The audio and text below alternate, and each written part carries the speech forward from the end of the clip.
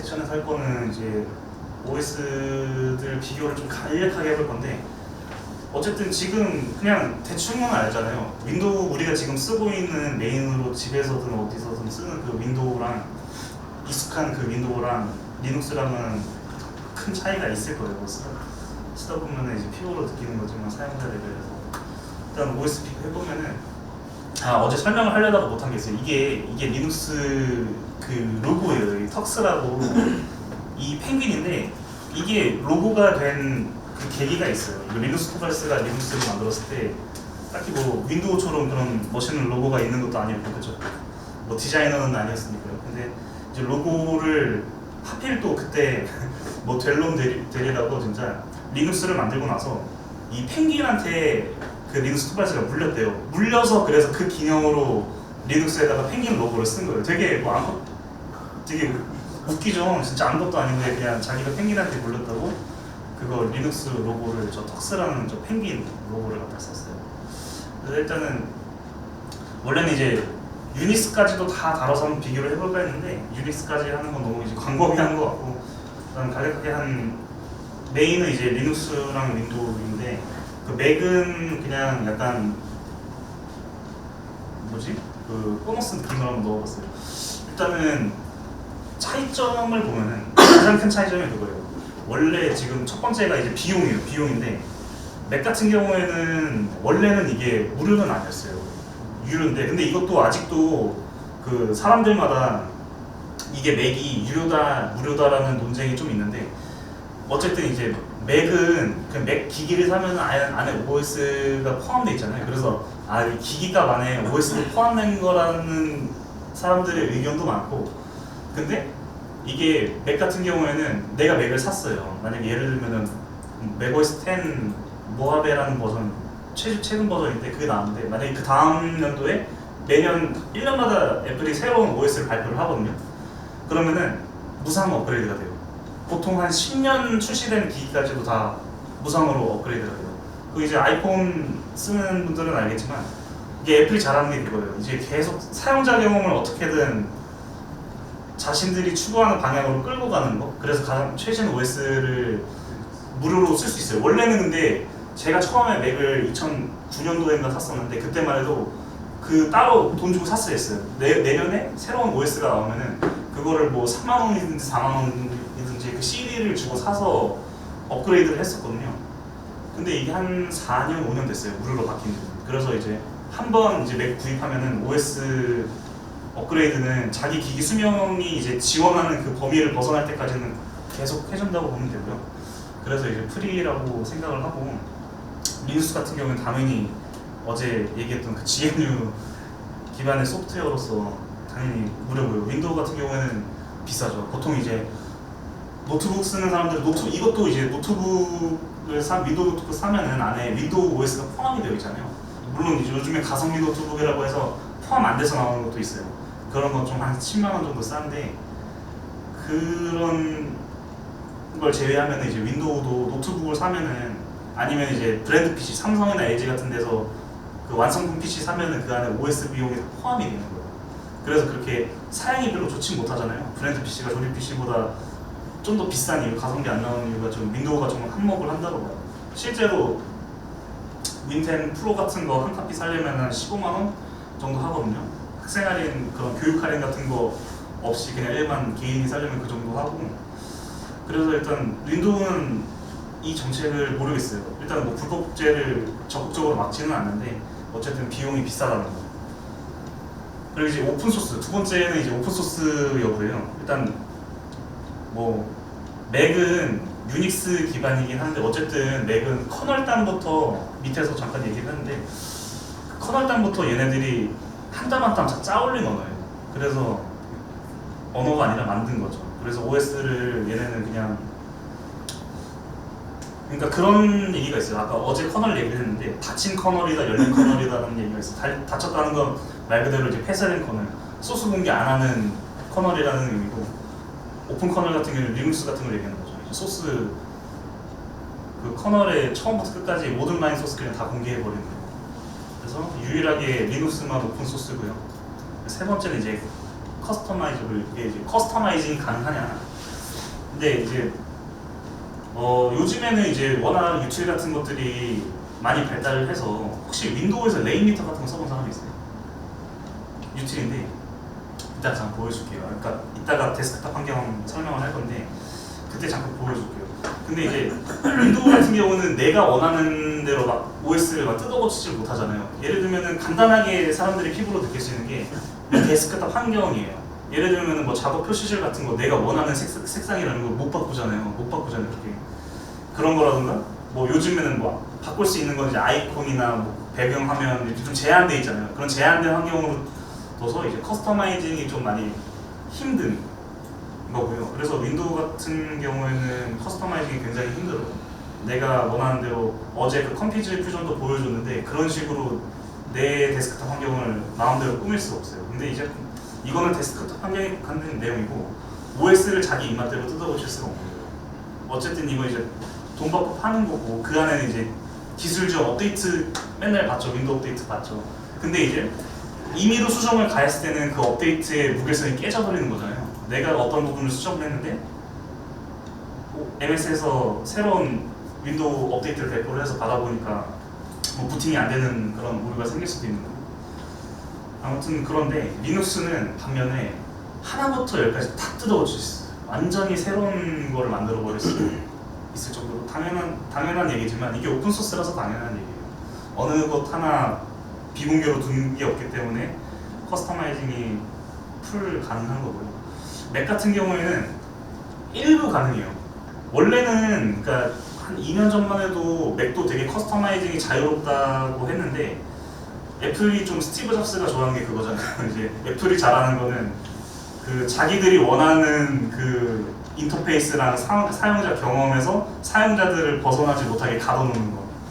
근데 그럼에도 불구하고 맥OS도 약간 커스텀이 되게 가능했었는데 요즘에는 아예 그냥 보안 레이어 같은 게 아예 생겨버려가지고 이거를 커스터마이징을 할 때 그 보안 레이어를 아예 꺼버려야 돼요. 예를 들면은 안드로이드 같은 거나 아니면 아이폰은 탈옥이고 안드로이드는 루팅이잖아요. 한마디로 루팅을 해버린다고 생각하면 돼요. 그런 개념이에요. 그래서 이제 뭐 아이폰도 탈옥을 하면은 내가 원하는 대로 막 바꿨을 수 있잖아요. 근데 이제 그런 걸 전부 이제 보안 때문에 뭐 이유는 보안 때문에 막았다고 하지만 아무튼 그래서 맥은 한 부분적으로 가능하고 보안에 대해서 얘기를 할게요. 그래서 리눅스나 맥 같은 경우에는 보안이 굉장히 강력해요. 이게 이유가 있는데 일단은 윈도우 사례를 먼저 보면은 윈도우 같은 거 보면은 리눅스에서 그러니까 뭐 아예 없는 건 아니에요. 근데 비율로 따져 보면은 그러니까 윈도우 같은 거 랜섬웨어 이런 거 엄청나게 많이 걸리잖아요. 비트라커 이런 거 걸려가지고 그 비트코인으로 그 뭐지 포커키 받아야지 그 해제할 수 있고 막 바이러스도 엄청나게 많았죠. 요즘에는 근데 OS 그러니까 윈도우도 MS에서 고심한 게 그거일 거예요. 옛날에 진짜 윈도우 7만 하더라도 바이러스가 막 엄청나게 막 넘쳐났어요. 그래서 바이러스 때문에 컴퓨터 막 고장나는 경우도 많이 있었잖아요 옛날에는. 근데 이제 윈도우 10부터 그나마 MS가 좀 잘했다고 평가받는 게 윈도우 디펜더 그 방화벽을 기본으로 넣은 거 그것도 공짜로. 어쨌든 그거는 이제 얘는 유료 OS니까 그 정도는 해줘야 된다는 사람들도 있고. 근데 아무튼 되게 윈도우는 아직까지도 보안에 취약해요. 근데 그 이유가 있어요. 얘네 커널 버전을 그러니까 그거 혹시 알아요? 윈도우 XP랑 7이랑 거의 커널 버전에서 보면 거의 차이가 없어요. 같은 커널 쓰고 있어요. 핵심적인 영역은 동일한 걸 쓰고 있고 왜냐면은 근데 그것도 한편으로는 이해가 되는 게 얘네들은 호환성을 좀 유지를 해야 되잖아요. 쓰는 전 세계에 쓰는 유저들이 많고 하다 보니까 이 커널을 그 레거시 코드들을 못 버리는 거예요. 한마디로 그래서 윈10에서는 좀 바뀌었나 싶었는데 윈10도 결과적으로는 이제 크게 달라지진 않았다고 해요. 아무튼 그래서 이제 오래된 레거시다 보니까 이미 옛날 OS들은 다 뚫렸을 거 아니에요. 뚫렸는데 그거를 이제 뭐 보안 업데이트나 패치를 해서 막고는 있지만 그래도 어쨌든 보안에 대한 그 위험이 항상 존재를 하는 OS거든요. 윈도우는 그런 편이고 리눅스 같은 경우에는 그러면은 이렇게 생각할 수 있잖아요. 아니 얘는 커널 소스도 공개를 안 하고 이 구조가 어떻게 돌아가는지 모르는데 윈도우가 더 보안에 좋은 거 아니냐 할 수 있어요. 근데 되게 아이러니하게도 얘네들은 한마디로 우리 우리 회사의 예를 들어줄게요. 내가 TPMS를 만들다가 뭐 2차 API를 하나 고쳤어요. 근데 내가 생각했을 때는 이건 테스트했을 때 아무런 문제 없이 잘 돌아갔어. 근데 어디 운영 서버에다 100% 했는데 2차 했는데 에러가 막 난다고 하네? 그런 경우인 거예요. 어떤 거냐면은 물론 IT 초거대 기업이고 MS가 개발자들 뛰어난 초대 개발자들 많고 그렇지만 이게 브랜드 파워가 저기서 나오는 거예요. 저 리눅스의 브랜드 파워가 저기서 나오는 게 제가 어제도 얘기했잖아요. 전 세계에 거의 1000만 단위 이상 되는 개발자들이 존재한다고요. 리눅스 개발자들이. 그 사람들이 유지 보수를 1000만 명이 한다고 생각을 해봐요. MS 윈도우즈 OS 코어 개발자 많기는 많아요. 뭐 수천 명대라고는 하는데 근데 비교가 되겠어요? 비교가 안 돼요. 그래서 이 보안에 대한 거를 되게 신경을 또 많이 써요. 리눅스 그 개발자들 차원에서. 그러니까 리눅스 커뮤니티 자체도 되게 보안을 되게 중요하게 생각을 하고, 왜냐면 이건 그러니까 이게 다 그 패러다임 자체가 GNU라는 그 오픈 소스의 그 정신에 다 기반을 둔 거예요. 그래서 그러니까 오픈 소스이지만 안전해야 된다. 그리고 사생활을 되게 프라이버시를 되게 중요하게 생각하는 사람들이 GNU를 표방을 하게 됐거든요. 그래서 그런지는 모르겠지만 어쨌든 그 개발 파워에서도 잽이 안 되고, 그래서 오픈 소스임에도 불구하지만 소스를 다 깠지만 윈도우보다 수십 배는 더 안전한 OS가 리눅스라고 해요. 그리고 맥 OS 같은 경우에는 얘네는 약간 근데 좀 복불복인 게, 맥 같은 경우에도 얘도 오픈 소스가 아니잖아요. 닫힌 커널인데, 그러니까 맥도 보안에 대해서 신경을 되게 많이 쓰는 편이에요. 그러니까 이거는 애플이 뭐 맥뿐만이 아니라 그 아이폰 iOS 같은 경우도 맥OS 기반인 거 알아요? 그 워치OS도 맥OS 기반이고 다 같은 OS 커널 기반이에요. 커널은 동일한 커널을 써요. 그 위에 이제 어플리케이션 레이어 중간에 이제 인터페이스 레이어를 얘네가 제품들마다 좀 다르게 설계를 했을 뿐이지 근본적으로는 같은 커널을 쓰고 있고요. 근데 어쨌든 맥 같은 경우에는 보안에 대해서 되게 신경을 많이 써요. 그래서 이제 OS 차원에서 샌드박스라고 해가지고 지금 이제 안드로이드 갤럭시 쓰는 분들은 아마 기본일 거예요. 그 삼성 녹스 한번 들어봤어요? 네. 이게 그러니까 한마디로 얘기하면 이제 보안 컨테이너를 하나를 만들어서 이제 원래는 이게 앱을 하나 실행하다 보면은 그러니까 안드로이드의 장점이 그거였잖아요. 이제 갤럭시 같은 경우에는 멀티태스킹도 막 자주 되고 하는데, 그러면은 OS랑 프로그램 사이에서, 그리고 프로그램과 프로그램 사이에서 주고받는 데이터들이 많은데 그 중에서는 민감한 것들도 있겠죠. 근데 이 영역을 그 녹스라는 그 보안 컨테이너로 감싸가지고 샌드박스라고 하는데, 그 샌드박스로 감싸서 그러니까 안전한 통신을 하게 만든 거예요. 그 데이터를 서로 주고받을 때. 쉽게 얘기하면 그렇고요. 근데 이제 맥OS는 OS 차원에서 그런 거를 이미 일찍이부터 해왔기 때문에 보안을 좀 더 안전하다고 하고요. 그리고 다음은 이제 부팅 관련된 부분인데, 이거는 그 윈도우 OS는 한 번씩들 아마 설치를 해봤을 거예요. 근데 윈도우 같은 경우에는 이 드라이브가 있어서 C 드라이브에다가 무조건 시스템, 주 파티션, 보조 파티션 기억나죠? 설치해보면 그 나오잖아요. 이제 파티션 나눌 때. 근데 윈도우 같은 경우에는 무조건 주 파티션에 밖에 설치가 안 돼요. 그러니까 주 파티션으로 그러니까 설치가 안 된다고 하는 얘기는, 그러니까 부팅 영역을 주 파티션에 잡아야 돼요. 그러니까 한마디로 어느 특정 내가 처음에 하드웨어를 사서 구입을 해서 파티셔닝을 했는데 만약에 두 개로 뭐 C, D 이렇게 쪼갰어요. 근데 C는 주 파티션이고 D는 보조 파티션이에요. 그러면은 이건 바꿀 수가 없어요. 여기서 뭐 D를 주 파티션으로 만드는 게 아니라 새로 파티셔닝을 해서 별도의 파티션을 주 파티션으로 만들어야 거기에 이제 윈도우를 설치하고 부팅 영역으로 올릴 수가 있거든요. 근데 리눅스나 맥 같은 경우에는 그렇지가 않아요. 얘가 주 파티션이든 보조 파티션이든 논리 볼륨이든 그냥 아무 곳에나 다 부팅 영역을 깔 수가 있어요. 그래서 OS, 그러니까 디스크 하나에 여러 가지 OS를, 그러니까 리눅스를 여러 개를 이제 멀티로 설치하는 게 가능해요. 그런 식으로 구조적인 좀 차이가 있고, 부팅하는 방법의 차이인데 그런 차이가 있고, 그 다음 거는 이게 무슨 얘기냐면은 그 슬래시 구분을 어떻게 하냐 이거예요. 윈도우 같은 경우는 백슬래시 쓰잖아요. 이거 원 표시 있는 거.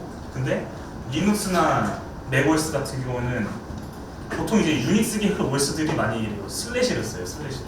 그래서 개발하다 보면은 짜증나는 게 그거잖아요. 윈도우에서는 백슬래시로 다 잡아놨는데, 아니면 이제 그 경로 같은 거 잡을 때 백슬래시로 해놨는데 운영에 올릴 때는 다 슬래시로 바꿔야 돼요.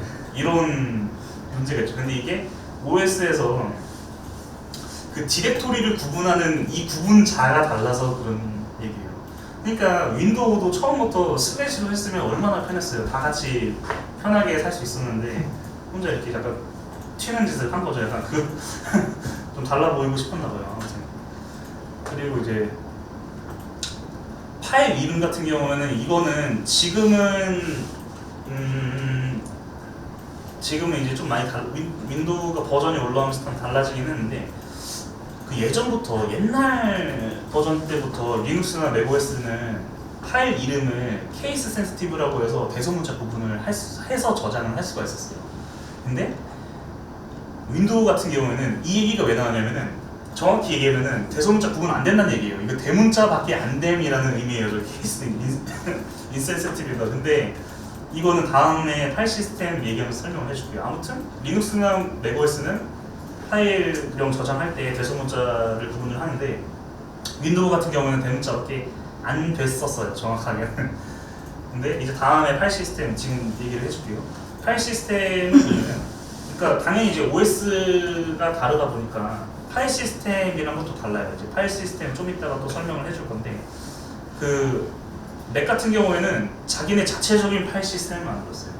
HFS라는 파일 시스템을 만들었는데, 이게 무슨 파일 시스템이냐? 계층형 파일 시스템이요. 하이라티컬 파일 시스템이라 그래서 HF인데 H 따가지고. 근데 애플이 이걸 고수하다가 얼마 안 됐어요. 2016년에 APFS라고, 저게 뭐냐면 애플 파일 시스템이에요. 그러니까 지네가 전용으로 지네 OS에서 쓸, 그러니까 모든 제품에서 쓸 파일 시스템을 만든 거예요. 근데 이거는 그러니까 애플 맥OS뿐만이 아니라 뭐 아이폰, 맥북, 애플워치, 애플 TV 다 똑같은 게 들어가거든요. 저 애플 파일 시스템으로 다 바뀌어가지고 그렇게 쓰고 있고, 리눅스 같은 경우에는 EXT 시리즈의 파일 시스템을 썼어요. EXT 2, 3, 4 이건 버전이거든요. EXT 2부터 3, 4 이렇게 리눅스 커널 버전이 올라가면서 파일 시스템이 버저닝이 올라가고 발전을 했는데, 거기서 이제 최근에 나온 거는 이제 XFS라고 이제 JFS라는 파일 시스템까지 나왔어요. 이거는 좀 이따가 설명을 해줄게요. 근데 윈도우 같은 경우에는 이거는 많이 봤을 거잖아요. USB 할 때 많이 보죠. F80, F8032 그리고 마지막에 NTFS. 근데 F80나 F8032 이거는 되게 고전적인 게, 이거 옛날에 MS 도스, 윈도우 도스 있을 때 나오던 파일 시스템이거든요. 근데 이거 리눅스나 그 애플 맥OS도 크게 다르잖아요. HFS도 그 플로피 디스크 쓰던 시절에 만들었던 거기에는 데이터 쓰려고 만들었던 파일 시스템이고, 리눅스 같은 경우도 EXT라는 파일 시스템이 그 플로피 디스크 때 나왔던 파일 시스템이고, 이건 다 옛날 파일 시스템들이에요. 근데 지금 리눅스 같은 경우에는 그래서 대격변을 한번 했어요. 파일 시스템에 대한 이제 대변화가 이루어졌는데, 윈도우 같은 경우는 NTFS 이거 되게 수십 년째 들고 있는 파일 시스템이거든요. 근데 이제 아까 얘기를 했잖아요. OS에서 대소문자를 구분을 못했어요. 윈도우즈는. 근데 이게 딱 F8032까지만이었어요. 근데 NTFS가 나오고 나서 이제 대소문자를 구분을 할 수 있게 됐어요. 이 파일 시스템에 대한 거는 좀 이따 다른 화면으로 다시 보여줄게요. 그리고 이제 커널인데, 다음은 커널 같은 경우에도 맥OS는 커널을 그냥 자기 자체적으로 만들었어요. 마크 커널이라고. 이게 커널이 그러니까 커널만 봤을 때는, 그러니까 이거는 이제 저도 여러 군데서 들었던 얘기인데, 커널만 봤을 때는, 커널 구조상 봤을 때는 저 마크 커널이라는 녀석이 커널 구조적으로는 가장 뭐 진보된 커널이라고 하더라고요. 리눅스에서 쓰는 거는 모놀리지 커널이라고 있고, 그 다음에 이제 윈도우 같은 경우는 마이크로 커널 이렇게 되어 있습니다. 그래서 보면은 커널 같은 경우에는 당연히 이제 이게 거의 어제도 얘기를 했지만 OS의 근간이잖아요. 얘네들은 다 OS마다 다 다르게 구성이 되어 있어요. 그리고 마지막에 이제 효율성 얘기인데, 이게 효율성이 어떤 거냐면은, 이게 전력에 관한 얘기예요. 어떤 거냐면은 GPU가 나오기 전에는 CPU 자원만으로, CPU랑 램 자원만으로 모든 거를 다 PC를 이제 운영을 했었잖아요. 근데 윈도우 같은 경우에는 되게 무거운 편이에요. 그게 리눅스 어제 보여줘서 알겠지만 리눅스는 되게 적은 자원, 적은 CPU 자원, 적은 메모리를 가지고도 충분히 파워풀한 성능을 낼 수 있는데 윈도우즈 같은 경우는 그렇지 않아요. 근데 이게 그 퍼포먼스가 안 나오는 이유 중에 하나가 얘는 기본적으로 GUI 데스크톱 환경을 가져갔기 때문이에요. 윈도우즈가. 그러니까 처음부터 이제 데스크톱 환경을 GUI로 가져갔기 때문에 아무래도 GUI면은 리소스를 많이 잡아먹었겠죠. 그리고 이제 CPU 같은 경우에도 이거는 되게 아이러니한 건데 인텔 CPU 같은 경우에 인텔 CPU 그 기술 중에 스피드 스텝이라는 기술이 있어요. 어떤 거냐면은 CPU의 전력을 제어하는 그런 명령어 셋이 있는데 그거를 상대적으로 윈도우즈보다 리눅스나 맥이 더 잘 구현을 했어요. 이건 어디서 차이를 느낄 수가 있냐면은 이거는 지금도 그런데 윈도우 OS를 돌리는 랩탑이랑 그 맥이나 리눅스를 돌리는 랩탑이랑 둘이 동일선상에서 같은 배터리 용량이라고 했을 때 윈도우보다 리눅스나 맥이 소모하는 전력량이 훨씬 적어요. 그러니까 단적인 예죠. 그러니까 그런 것만 봤을 때 이제 똑같은 이제 GUI 환경으로 맞추는 기준에서요. 상대적으로 윈도우즈가 이제 시스템 자원을 많이 소모하는 경향이 있다. 그 정도예요. 일단은 PPT는 여기까지만 하면 될 것 같고 저게 해놨던 게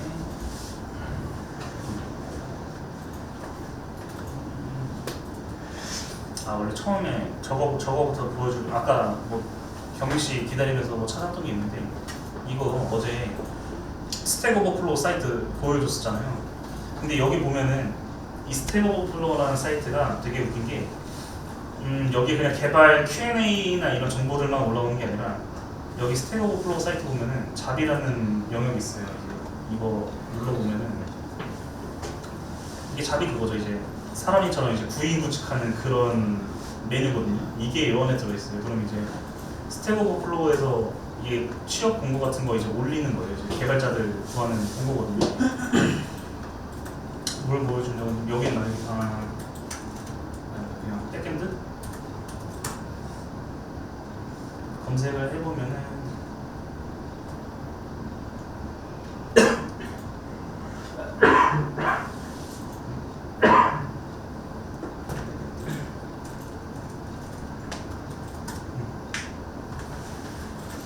찾아놨던 게 있었는데 사라져가지고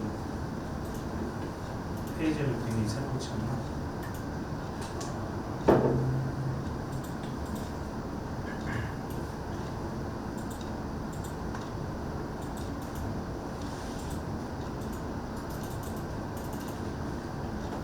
어떤 거였지?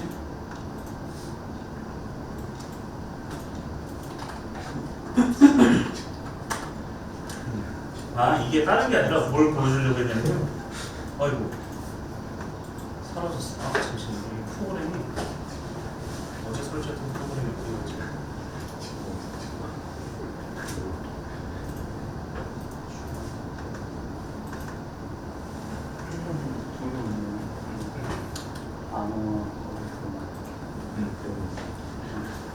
여기서 이제 스택 오버플로우의 그 세션을 보여주고 싶었던 내용이 이게 보면은 여기서 당연히 이제 스택 오버플로우니까 그 개발자들 많이 있고 개발자들도 많이 구하겠죠. 개발자 커뮤니티니까.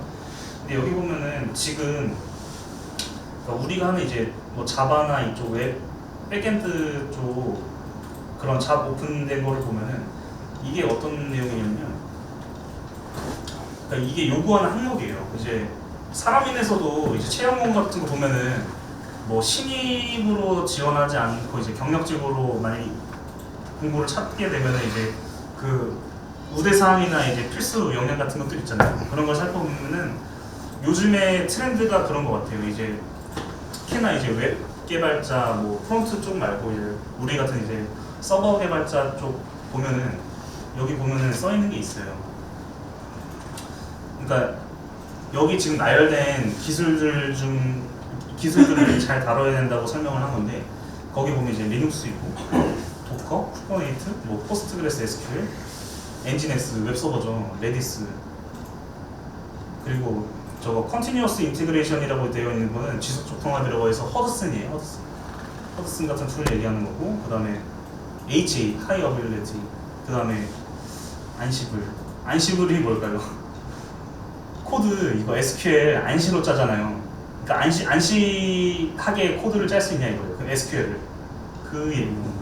아무튼 요즘에 그러니까 저도 이제 가끔씩 이제 이런 게 생각이 나서 보면은, 왜냐면 요즘에 그런 거 궁금하잖아요. 요즘에 이제 개발자 뽑을 때 어떤 기술들 많이 보나 좀 찾아보면은, 역시나 이제 웹 백엔드 쪽은 리눅스 쪽을 많이 보더라고요. 리눅스 위에서 이제 개발을 해본 경험이 있느냐를 많이 보는 것 같아요.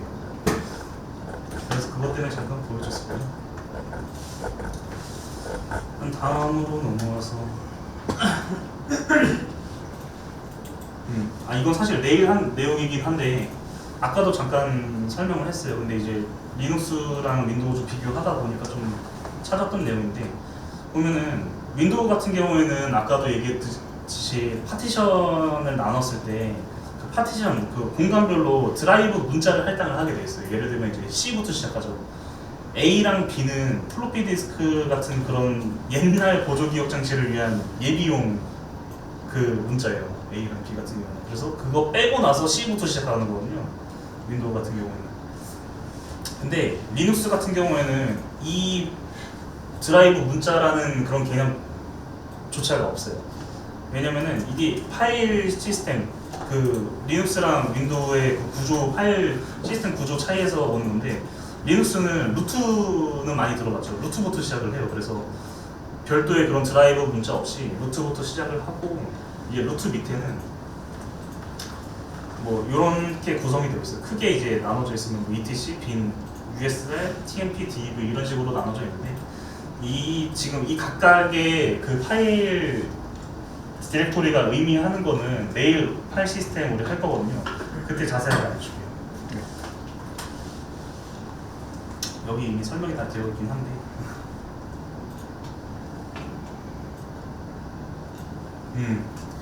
아까 얘기하려고 했던 내용이 여기 있어요. 이게 보면은 이게 아까 제가 얘기를 했잖아요. 그 윈도우가 대성문자 구분을 못한다는 게, 이게 물리적으로 내가 보여지는 거는 이제 대성문자로 구분돼서 저장이 들어가잖아요. 근데 이거 보여요? R만 대문자고 나머지 다 소문자예요. 근데 여기다가 대문자로만 다 해서 똑같은 텍스트 파일 저장하면은 요렇게 이제 파일 네임 바꿀 거냐고 물어봐요. 이게 무슨 일이겠어요? OS 내부적으로는 이 구분을 못 한다는 거예요. 그러니까 이게 얼마나 되게 원시적인 그런 건지 알겠어요. 근데 이제 그러니까 맥을 쓰면서 편했던 거는 그거거든요. 리눅스나 맥이나 이거 대문자, 소문자 하나만 차이가 나도 다른 파일로 인식을 하거든요. 그런 차이점이 있어요. 이게 가장 큰 특징인 것 같아요. 그렇게 되어 있고, 홈 디렉토리에 대한 이거 떨어질 것 같고.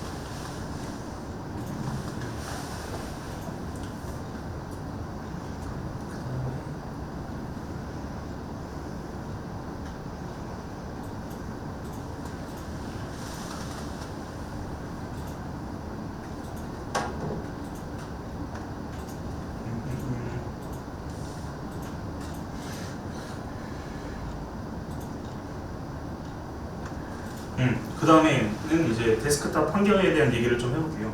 근데 이제 데스크탑 환경이 별게 아니라 우리가 쓰는 그러니까 쉽게 얘기하면은 그런 인터페이스라고 보면 돼요. 인터페이스. 화면에 대한 거예요. 이제 비주얼하게 보여지는 거거든요. 근데 데스크탑 환경도 크게 양분을 하면은 두 가지가 있어요. 첫 번째가 이제 CUI 내지는 TUI라고 해서, 그러니까 캐릭터 UI, 캐릭터 베이스 UI냐 아니면 이제 텍스트 베이스 UI냐. 근데 원래 유닉스나 그 리눅스나 얘네들은 다 터미널 기반이었기 때문에 다 이제, 그러니까 말 그대로 그 글자로만 구성된, 그 까만 배경의 글자로만 구성된 데스크탑 환경이었어요. GUI라는 개념이 없었거든요. 근데 이제 GUI 같은 경우에는 말 그대로 이제 그래픽할 유저 인터페이스라고 해서 애플이 먼저 시작을 했죠. 그래서 이제 윈도우도 애플 경쟁을 한참 했었던 시기니까 윈도우도 이쁘게 이제 UI 해서 내놓고, 그렇게 해서 지금 거의 뭐 개인 뭐 퍼스널 컴퓨터 시장에서는 GUI가 그냥 대세가 돼버렸잖아요. 이제 뭐 GUI 없는 환경은 뭐 상상도 할 수 없을 만큼 되었는데, 이제 그 데스크탑 환경 같은 경우에는 리눅스는 같은, 내가 만약에 예를 들어서 내가 우분투나 센토스를 같은 센토스를 쓰더라도, 같은 버전을 쓰더라도 데스크탑 환경이 차이가 있어요. 어떤 거냐면은 조금 더 이제, 그러니까 이것도 히스토리가 되게 긴데, 그 내가 선호하는 방향의 데스크탑 환경을 골라서 설치를 할 수가 있거든요. GUI를 쓸 때. 그래서 그거를 이제 X 윈도우라고 불러요. 그 리눅스에서는 X 윈도우라는 거를 둬서 GUI를 돌리는데, 아무튼 그 X 윈도우에 올라가는 게 이제 데스크톱 환경이고, 거기에 이제 보면은 가장 대표적인 게 이제 그놈이라는 데스크톱 환경이에요. 그러니까 이제 그놈 데스크톱 같은 경우에는 대부분의 메이저 리눅스 배포판들에서 기본적으로 차용했던 데스크톱 환경이에요. 그래서 이게 처음에는 리눅스가 GUI 내놨을 때 되게 이쁘지가 않았거든요. 이따가 사진들을 좀 보여줄 건데 되게 이쁘지가 않았어요. 그래서 뭐 기본적으로 그때만 해도 뭐 그놈이 이제 사용하기는 되게 심플한데 너무 심플한 게 탓이었죠. 별로 이렇게 이쁘고 유려한 그런 데스크탑 환경은 아니었어요. 근데 이거에 반해서 KD라는 데스크톱 환경이 있어요. 이거는 거의 그놈이랑 KD랑 그 리눅스 데스크톱 환경을 거의 양분하고 있는 그런 데스크톱 환경 두 가지가 이제 그놈이랑 KD인데, KD 같은 경우에는 처음부터 이제 그놈을 저격을 하려고 나온 녀석이에요. 저격을 하려고 나온 녀석이 아니라 KD는 되게 인터페이스가 되게 이쁘게 나왔어요, 처음부터. 그래서 이제 그놈 데스크톱을 쓰는 리눅스 유저들이랑 KD 데스크톱을 쓰는 유저들로 많이 나뉘는데, 근데 KD 같은 경우에는 이 인터페이스가 이쁜 만큼 무거워요. 윈도우처럼 이제 좀 무거운 편이고, 그 외에도 이제 마이너한 데스크톱 환경들이 굉장히 많아요. 근데 이제 거의 대부분 그놈이랑 KD에서 갈라져 나온 거고요. 여기 보면은 이제 그게 있어요. 무게를 보면은 이제 지금은 그놈이 좀 많이 무거워졌어요. 얘도 지금 버전업이 많이 되면서 KD만큼 데스크톱 환경이 이뻐졌기 때문에 좀 더 사용자 친화적으로 바뀌고 이래서 그렇게 큰 차이는 안 난다고 하고, 그 다음에 이제 XFC나 아니면 이제 LSD 같은 경우는 얘네들보다도 더 가볍게 만든 거예요. 왜냐면은 이제 얘네들을 기본적으로 데스크톱 환경으로 채용하는 리눅스 배포판들이 되게 이제 무겁지 않고 그런 심플한 배포판들이 많기 때문에 얘네 그놈이나 KD에 비해서는 되게 라이트하게 나왔다고 보면 되고요. 일단 사진을 좀 몇 가지 보여주면은,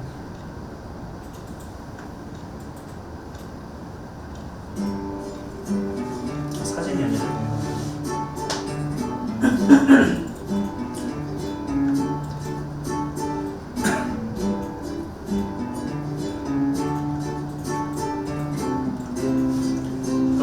거의 보면은 뭐 위젯 기능이나 이런 거 봤을 때 되게 맥이랑 유사하게 만들어놨어요, KD가.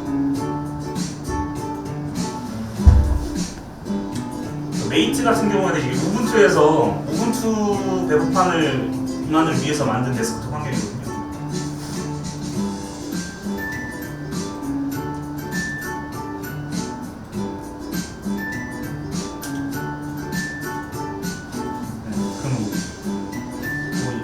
거의 지금 최근 그런 버전 같은데, 그놈도 되게 많이 발전해서 거의 맥 같은 그런 GUI를 보여주고 있어요.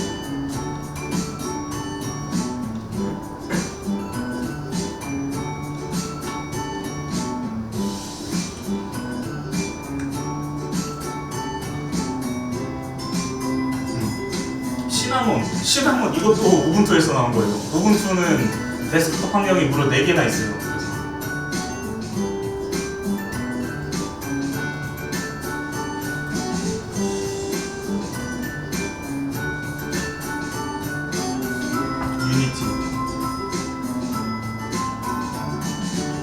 유니티도 우분투 건데 생각을 해보니까 얘네는 없는 게 없네.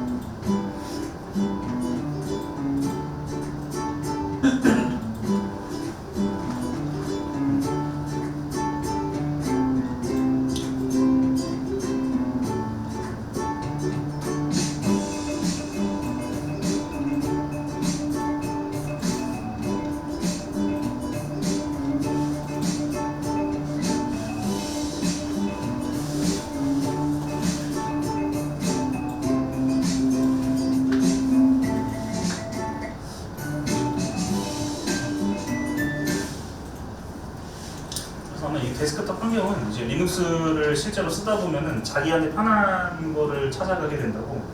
그러니까 이것저것 써보면은 이제 자기한테 맞는 거를 쓰게 되더라고요. 그 커맨드 관련해서 조금 해보려고 하거든요. 이거 왜 화면이 좀 약간 저보다 좀 들어가죠? 됐습니다. 됐어요?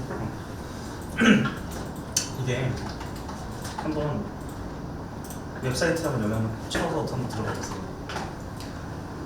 labx.io라는 사이트가 있어요. labx.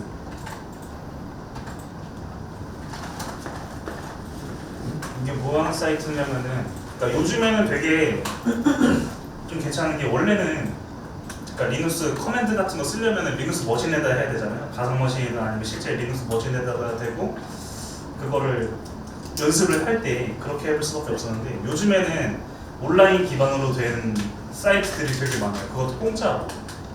그래서 찾아보면은 이 사이트 말고도 되게 여러 가지가 있는데, 찾아보니까 이 사이트가 제일 괜찮은 것 같아서 일단 추천을 해준 거고요. 근데 되게 리눅스 커맨드는 사실 커맨드라고 해봤자 어쨌든 뭐 우리 자바에서 프로그래밍 하듯이 뭐 변수, 뭐 클래스 뭐 이런 것들 하나하나 익혀 나가잖아요. 근데 어쨌든 이것도 리눅스 커맨드라는 것도, 이거는 어제도 쉘 설명할 때 잠깐 얘기를 했는데, 쉘이 한마디로 명령어 처리기잖아요. 그래서 사용자의 입력을 받아서 실제적으로 그 커널을 제어하는 역할을 하는 게 이제 쉘이 해주는 녀석, 그 쉘이라는 녀석이 하는 역할인데, 근데 이 쉘한테 어떤 명령어를 내릴 때 쓰는 게 커맨드예요. 그래서 이 리눅스는 기본적으로 터미널 기반으로 되어 있어서 그 터미널을 쓰게 되면 그 터미널에서 명령어로 다 제어를 할 수가 있거든요. 그래서 GUI에서 하는 모든 행위를 터미널에서 명령어로 할 수가 있어요, 리눅스는. 그래서 한번 볼게요. 일단 여기는 일단은 이 사이트에 사인을 한번 해야 돼요. 가입을 해야 되는데, 저는 파이어폭스로 안 했구나. 구글 계정으로 한번 해볼게요.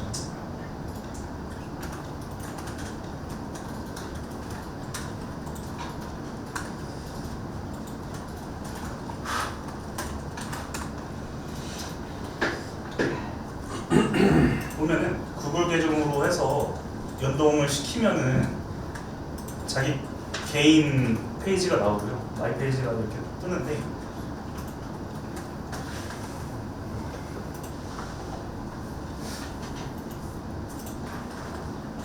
여기 보면 사실 이 레비엑스라는 사이트가 그 리눅스 관련된 그 터미널 이 환경을 제공해주는 거 외에도 여러 가지가 있어요. 이게 혹시 로그인 다 됐나요?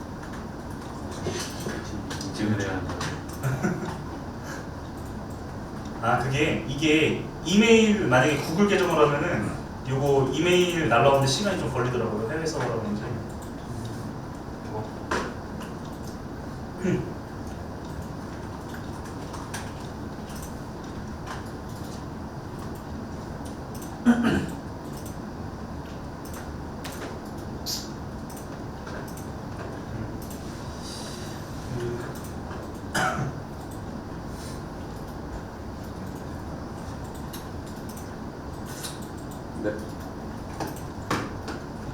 nebex.io라는 사이트고요. 로그인 됐어요? 네. 그러면 이 우측이란다. 이게 화면 상단에 보면 이 코스라고 있어요. 이 코스를 눌러보면 이게 여기서 제공하는 강좌 내지는 가이드 같은 것들인데, 여기 이거 사이트가 좀 느린가 보다. 로딩하는데 꽤 시간 걸리네. 와이파이 지금 많이 접속해서 그런가?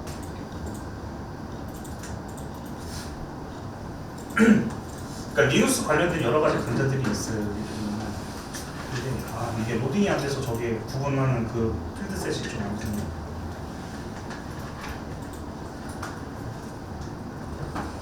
아무튼 코스에서 찾아보면은, 저는 지금 이제 코스가 등록이 돼 있어가지고 이제 나오는데, 이거 너무 느리다. 어디 보면 되겠지? 400 넣어서 되는데.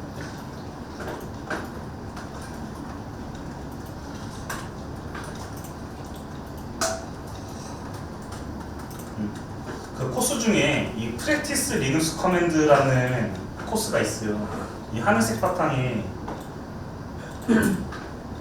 되어 있는데 그 프랙티스 리눅스 커맨드라는 이 화면에 이거 오른쪽 거 아니에요? 이거 리눅스 폴 노브스 이건 아니에요? 그거 아니고 왼쪽에 이 프랙티스 리눅스 커맨드라는 녀석 요거를 눌러보세요.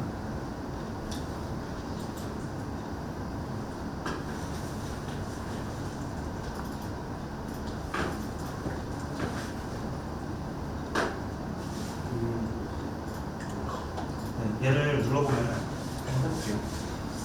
보면은 여기 쭉 랩이 안에 그 코스 안에 들어와 보면은 그 10개가 있고요. 그 실습 10개가 들어있고 여기 보면은 이제 스타트 랩을 눌러보면은 로딩을 해요. 로딩을 하는데 이게 아마 화면 나오면 얘기를 해줄 거예요. 되게 잘 만들었어요. 근데 이런 사이트가 굉장히 많거든요. 지금 제가 또 띄워놨던 사이트 중에 이거는 배시쉘 온라인 사이트예요. 그래서 이제 배시쉘 환경을 온라인으로 다 미러링해서 구현을 해놓은 거예요. PHP 사이트인데 되게 잘 만들었어요. 근데 그러니까 온라인에서 그냥 내가 원하는 쉘 스크립트 실행해가지고 근데 그런 거 아마 개발하면서 많이 써봤을 거예요. jQuery나 자바스크립트 같은 경우도 온라인에서 돌릴 수 있는 툴 되게 많죠. 코드 스니프 같은 거 써보면은 알겠지만 거의 그런 거라고 보면 돼요. 이제 그 쉘 자체를 에뮬레이션을 한 거예요. 에뮬레이션을 해서 이제 웹브라우저 환경에 띄울 수 있게 그 웹 서비스를 만든 거죠. 그래서 이 네비엑스에서 아까 걔 리눅스 프랙티스 여기 들어와 보면은 이게 영역이 있을 거예요. 지금 저는 몇 개 건너서서 다 돌아와야 되는데 이게 오른쪽에 보이는 게 이게 리눅스예요. 얘네가 에뮬레이션에서 띄운 리눅스 화면이고요. 오른쪽에 왼쪽에 있는 게 이제 그 코스 설명이거든요. 그래서 여기 보면은 XFC 터미널이라는 녀석이 있어요. 우리는 이제 커맨드 연습할 거니까 네네네. XFC 터미널 이 녀석을 더블 클릭해서 열어주면 되거든요. 그럼 이제 터미널 딱 뜰 거예요. 몇몇 사람들한테는 익숙한 터미널. 이거 100% 웹브라우저에서 에뮬레이션에서 렌더링해서 돌아가는 거예요. 실시간으로. 되게 잘 만들었죠. 네.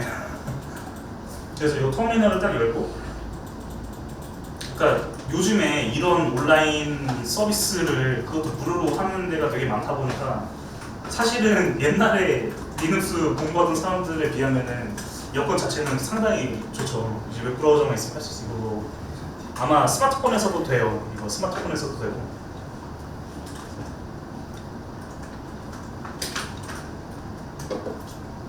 그러니까 여기 보이는 지금 왼쪽 영역에 있는 게 이제 설명이거든요. 그래서 하나씩 한번 해볼게요. 일단 가장 리눅스 커맨드는 기본적으로 그러니까 길게 쓰는 걸 별로 안 좋아해요. 리눅스 명령어는 길게 쓰는 걸 안 좋아해서 다 축약어를 많이 쓰거든요. 지금 그래서 하나씩 볼 건데 첫 번째 명령어는 LS예요. LS는 리스트, LIST 약자라서 LS라고 쓰고요. 이 LS 명령어를 통해서 이걸 굉장히 많이 써요. 아마 아는 사람들은 알겠지만 지금 현재 내가 있는 디렉토리에 어떤 파일이나 아니면 폴더가 있는지를 많이 봐야 될 때가 대부분이거든요. 거의 이런 뭐 GUI 환경이 아니니까요. 그래서 이 LS 명령어를 많이 쓰게 되는데 이게 보게 되면은 이제 LS 하고 지금 한번 이게 왼쪽에 이게 밑에 있어서 작아서 보일지 모르겠는데 넥스트 스텝 눌러보면은 여기 나와요. 지금 이제 ls, cd, pwd 커맨드를 실습을 할 건데 ls 커맨드 이거 2.1 ls 커맨드라고 이제 설명이 나오고 여기 보면은 뭐 영어는 그렇게 크게 중요하잖아요. 다 읽을 필요도 없고 여기 보면은 중요한 게 리눅스 같은 경우에는 메인 명령어가 있고 그 메인 명령어들을 받침하는 이제 옵션이 있어요. 예를 들면 우리는 이제 파라미터 많이 쓰잖아요. 어떤 메소드 안에 이제 파라미터들을 넣어서 프로그램을 많이 하는데 여기 리눅스도 똑같아요. 이 쉘이라는 녀석이 명령어를 해석할 때 메인 명령어를 먼저 해석하고 명령어를 읽는 순서는 왼쪽에서부터 오른쪽이에요. 그냥 똑같아요. 책 읽는 방향이랑 똑같죠. 그래서 이제 이 ls라는 명령어에다가 옵션을 하나씩 줄 거예요. 보면은 이제 왼쪽 설명대로 A부터 한번 해보죠. ls-a. 여기 있는 거 하나씩 해보는 거예요. A는 말 그대로 모든 파일을 다 리스팅하는 옵션이에요. ls 명령어에 그 -a라는 그 파라미터를 넣어서 현재 자신이 위치한 디렉토리에 있는 모든 파일이나 이제 폴더들을 다 조회를 하거든요. 근데 A라는 명령어는 그러니까 히든된 말 그대로 숨긴 파일 있죠. 윈도우에도 숨긴 파일 있는데 A라는 그 옵션을 주게 되면은 숨긴 파일까지도 다 보여주게 돼요. 그러면은 그러니까 LSA도 많이 쓸 것 같지만 사실 가장 많이 쓰는 게 이 옵션 중에서도 L이에요. L 옵션인데 보통 그래서 리눅스 같은 경우에는 이제 옵션들이 지금 여러 가지가 있잖아요. 이거를 다 결합을 해서 쓸 수 있어요. 옵션을 여러 개를 붙여서. 지금 LS하고 하이픈하고 A만 했잖아요. A에다가 L을 한번 결합을 해볼게요. 하면은 좀 모양이 좀 달라졌죠. 모양이 달라졌을 거예요. A만 했을 때랑은 모양이 좀 달라졌는데 이 내용을 보면은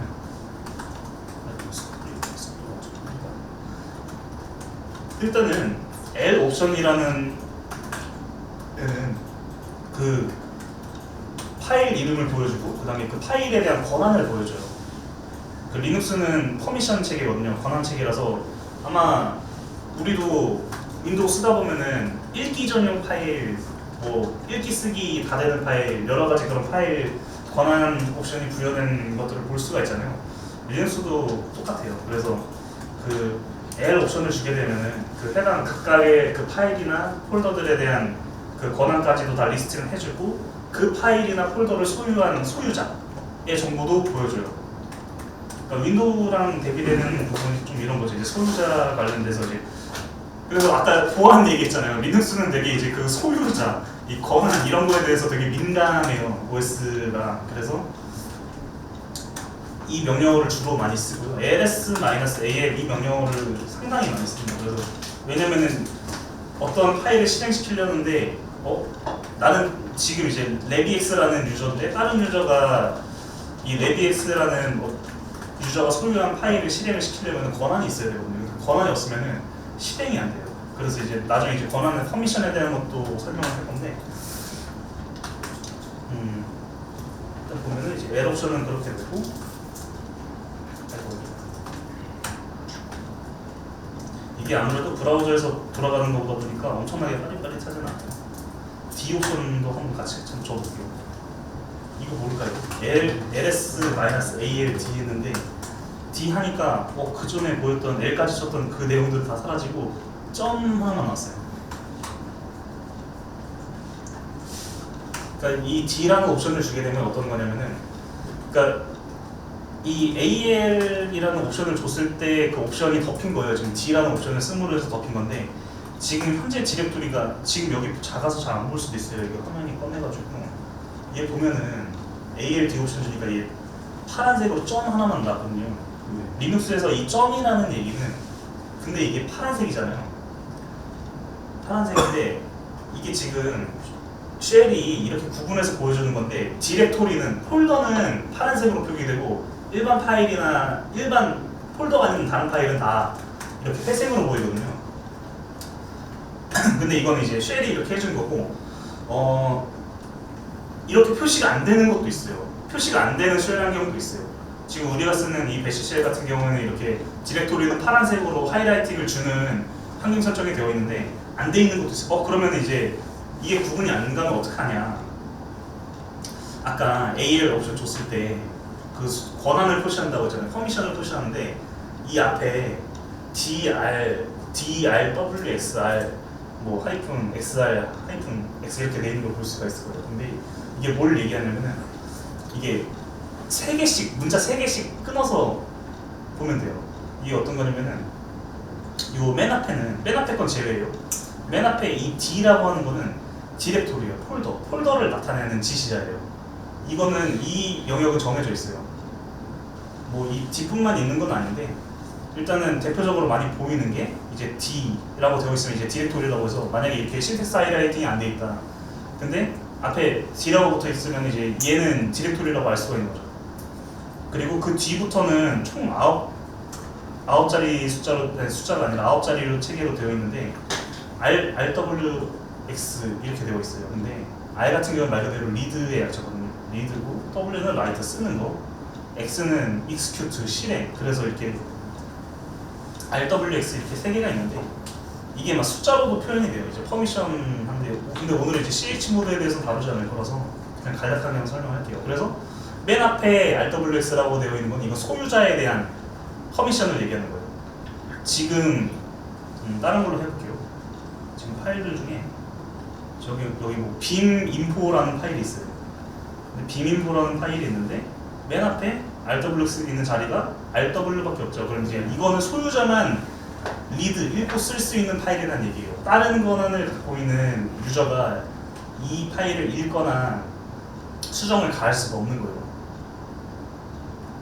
그리고 이 두 번째에 있는 RWX 여기 이 세 가지 문자 같은 경우는 이 두 번째 영역은 그룹을 얘기해요.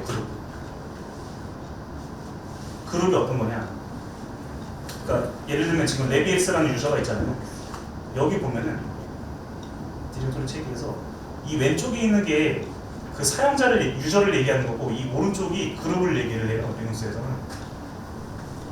근데 뭐 윈도우에서도 뭐 그룹이 있긴 한데 워크 그룹 같은 게 기본으로 잡혀 있긴 한데 잘 안 쓰잖아요. 신경 안 쓰는데 리눅스 같은 경우는 이제 그 소유자 그 오너랑 그룹 이 두 가지를 되게 거의 메인으로 갖고 있거든요. 근데 이제 그룹이 없을 수도 있지만 없는 경우에는 사용자 유저가 곧 그룹이 되어버려요.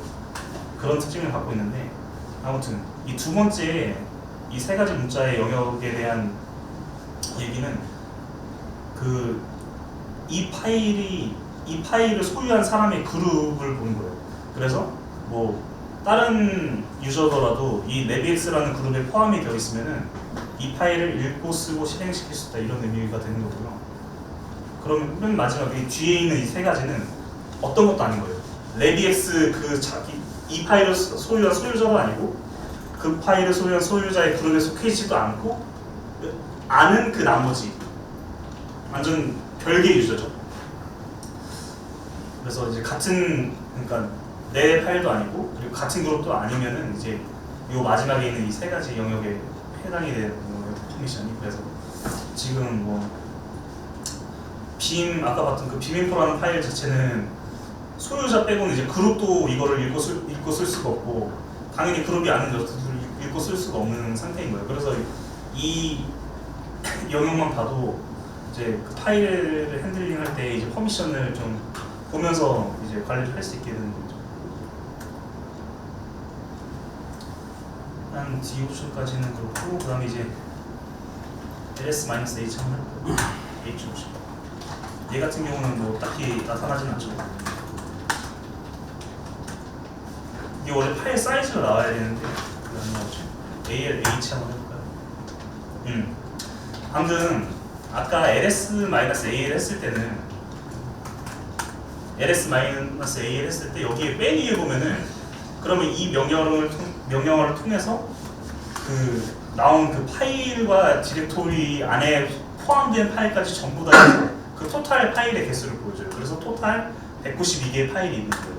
근데 이게 192개가 이 화면에 보이는 것만 해서 192개가 아니라 이 디렉토리 안에 있는 파일들까지 다 포함을 해서 토탈 ls-al을 현재 디렉토리에 딱 때렸을 때 192개가 있다는 뜻이고요. 근데 여기다가 ls-h 옵션을 주게 되면은 이제 그 용량을 보여줘요. 그래서 이제 192K 킬로바이트라는 얘기예요.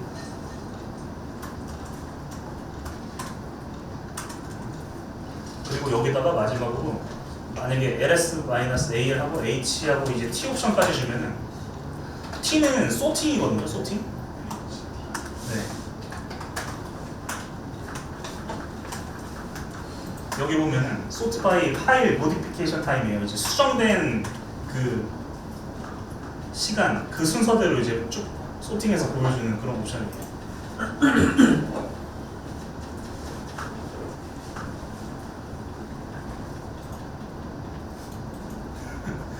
제주씨 너무 열심히 했는데 여기 이 사이트 보면은 여기 왼쪽에 이게 다 남아있어가지고 아마 뭐 그럴 건 없을 것 같아요. 그래서 일단은 뭐 ls 명령어 같은 경우는 거의 기본적으로 많이 쓰는 명령어고 우리 계속 실습하면서 많이 쓰게 될 명령 거의 그냥 이게 뭐 필수라고 보면 돼. 이게 몇 가지 명령어만 조합을 하면은 내 마음대로 이제 자유자재로 이제 왔다 갔다 할 수 있는 정도 되는 거예요. 물론 이제 각각 어느 폴더에 뭐가 있는지 내용은 모르지만 그래서 여기서 이제 한번 디렉토리를 지금 현재 디렉토리만 해봤잖아요. 다른 디렉토리도 한번 조회를 해볼게요. 그래서 ls-al 하고 리눅스는 슬래시 아까 얘기했던 슬래시 하면 루트를 얘기하고 루트의 홈 디렉토리 한번 조회를 해볼게요. 조회를 해보면 지금 홈 밑에는 지금 유저가 그러니까 이거는 본의 아니게 홈을 조회하니까 나오는데 이제 지금 홈 밑에는 유저들이 들어가 사용자 윈도우도 이제 사용자들을 여러 명 만들면 여러 개 생기잖아요. 리눅스 같은 경우에는 사용자를 생성하면은 이 홈 디렉토리 밑에 그 사용자 개인의 그 개인 폴더를 만들어줘요. 그래서 지금 여기를 홈을 ls-l로 조회를 해보니까 labx라는 이 디렉토리가 하나 있고 그 다음에 시아노 이건 뭔지 모르겠어요. 근데 아무튼 요 시아노 요 디렉토리 해서 두 가지 디렉토리가 이게 나오는 거고 이 얘기는 홈 밑에 이렇게 두 개가 있다 이러면은 지금 이 OS에는 유저가 2명 있다 이렇게 볼 수 있어요.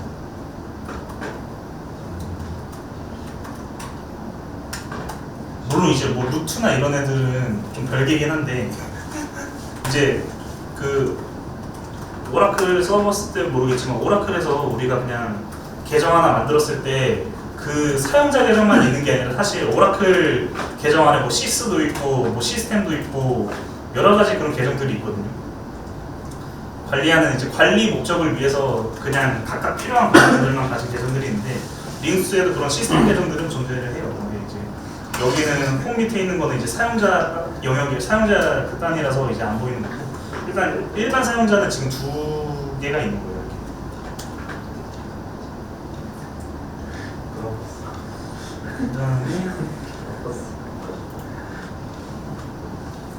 일단 나머지는 여기 스크립트 되게 이 사이트가 잘 되는 게 이제 그림도 같이 설명을 하고 있어서 이 명령어를 쳤을 때 이제 나오는 결과값도 같이 설명을 하고 있으니까. 근데 일단 뭐 ls 명령은 이 정도로 하면 될 것 같고 그 다음에 다음에 할 거는 cd라는 명령어예요. cd가 뭐냐? 그 넣고 돌리는 그 cd가 아니라 체인지 디렉토리에서 아까 리눅스는 약어 좋아한다고 했잖아요. 명령어 길게 치는 걸 별로 안 좋아해서 그래서 이제 cd는 이제 말 그대로 체인지 디렉토리 그 폴더를 다른 폴더로 이제 넘어갈 수 있는 그런 명령이에요. 그래서 지금 이제 그 레디스라는 유저의 홈 디렉토리에 와 있는 건데 여기서 한번 다른 데로 한번 가볼게요. 이제 루트로 한번 가볼게요. 루트 그냥 cd하고 슬래시 한번 해볼게요. 그러면 이제 루트로 온 거예요. 근데 뭔가 좀 바뀌었죠.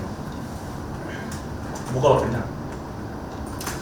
그러니까 리눅스에서 여기 왼쪽에 보면은 이거는 유저 내지는 이제 호스트예요. 호스트 네임이에요. 지금 아이고 이거 안 적었어. 네. 왼쪽에 있는 건 이제 호스트 네임을 얘기를 하는 거예요. 호스트 네임 내지는 유저 네임.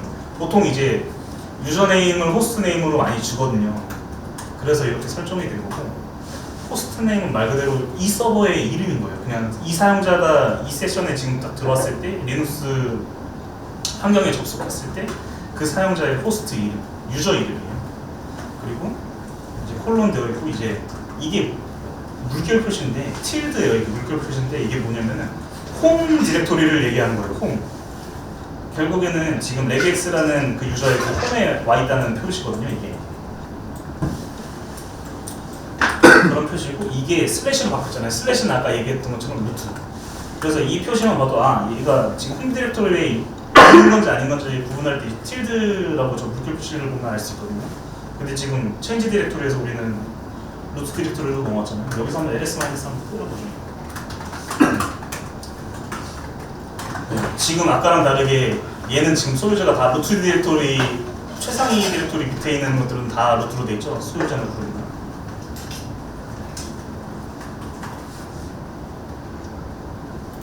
그리고 여기서 한 번 더 들어가 볼게요. 그러면 이제 여기서 etc 한번 가볼까요? 루트에서 cd etc를 해보면은 여기는 온갖 게 다 들어있는 폴더인데 지금 이제 ETC로 들어왔어요. 그럼 ETC에서 뭐 다른 것도 한번 가볼까요? ETC에서 뭐 파이어폭스 이런 디렉토리도 있네요. 그러면 이제 디렉토리를 이제 타고 들어갈 수 있어요. 근데 지금 보면은 ETC 밑에 파이어폭스까지 들어왔는데 이제 그럼 반대로 뒤로는 어떻게 가냐? 그렇잖아요. 앞으로 가기가 있으면 이제 뒤로 가기가 있는 것처럼 그러면은 이제 CD에다가 점점을 하면 돼요.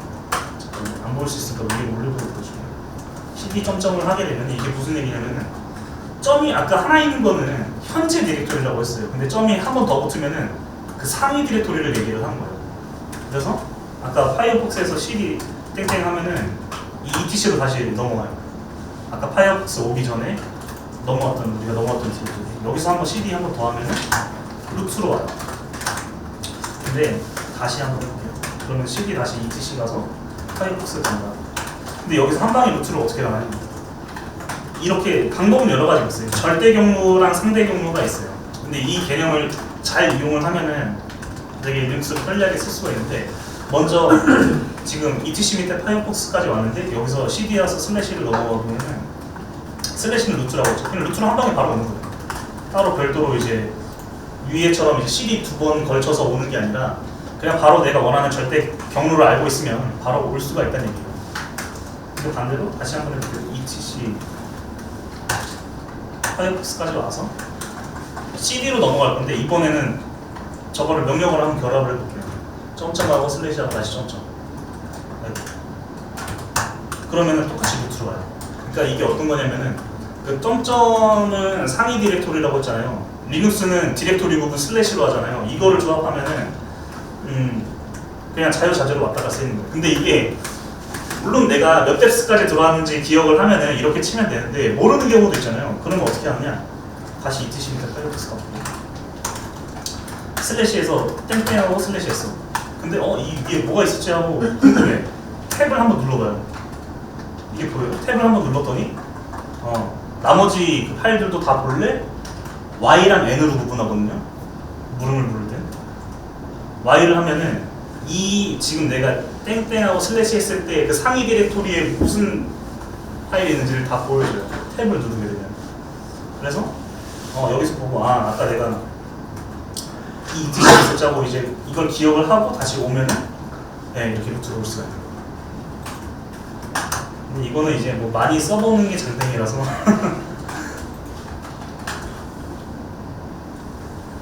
이런 식으로 구성이 되고 뭐 그런 것도 가능해요. 지금 뭐 한 가지 팁을 주자면 이제 디렉토리 왔다 갔다 할 때 리눅스는 이게 참 편리하다고 생각이 드는 게 물론 이제 터미널 마우스 클릭하는 거에 비해서 비할 바는 아니지만 지금 루트 디렉토리에서 그냥 탭을 두 번 눌러볼게요. 아니 탭이 아니라 CD를 하고 탭을 눌러봐요. 하면은 나와요. 루트 디렉토리 뭐가 있는지 다시 한번 볼까요? CD하고 탭 하면은 나오죠. 추천을 해주는 거예요. 명령어가 이 쉘이 이거를 다 해주는 거거든요. CD에 떼고 하면 딱 그러면은 이게 무슨 얘기냐? LS를 굳이 안 쓰고도 탭만 잘 조합을 하면은 내가 원하는 디렉토리로 빠르게 찾아갈 수 있는 파일을 탭을 통해서 자유자재로 움직일 수 있어요. 근데 이게 탭을 여러 번 팍팍팍 쳐버리면은 얘가 그냥 지금 ETC 밑에는 수많은 디렉토리가 있어요. 121개 정도. 탭을 팍팍팍 쳐면은 얘가 지금 이렇게 알터네이티브로 지가 자동으로 와버리잖아요. 가장 상위에 있는 거 먼저 찾아가는 거예요.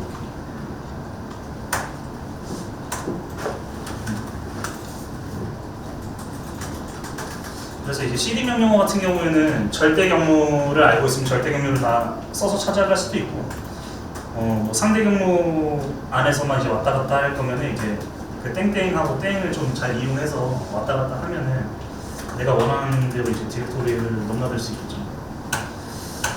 그리고 그러면 이제 지금 뭐 여러 군데 왔잖아요. 내가 지금 현재 있는 곳이 어디인지 모르겠어. 그때 쓰는 게 이제 pwd라고. 이 pwd라는 명령을 쓰게 되면은 지금 내가 있는 디렉토리의 절대 경로부터 현재 디렉토리까지 보여주는 명령어예요. 그래서 이것도 되게 유용하게 많이 쓰죠, 작업할 때. 그래서 pwd를 보면은 현재 지금 자기가 있는 디렉토리를 이제 보여주는 거고.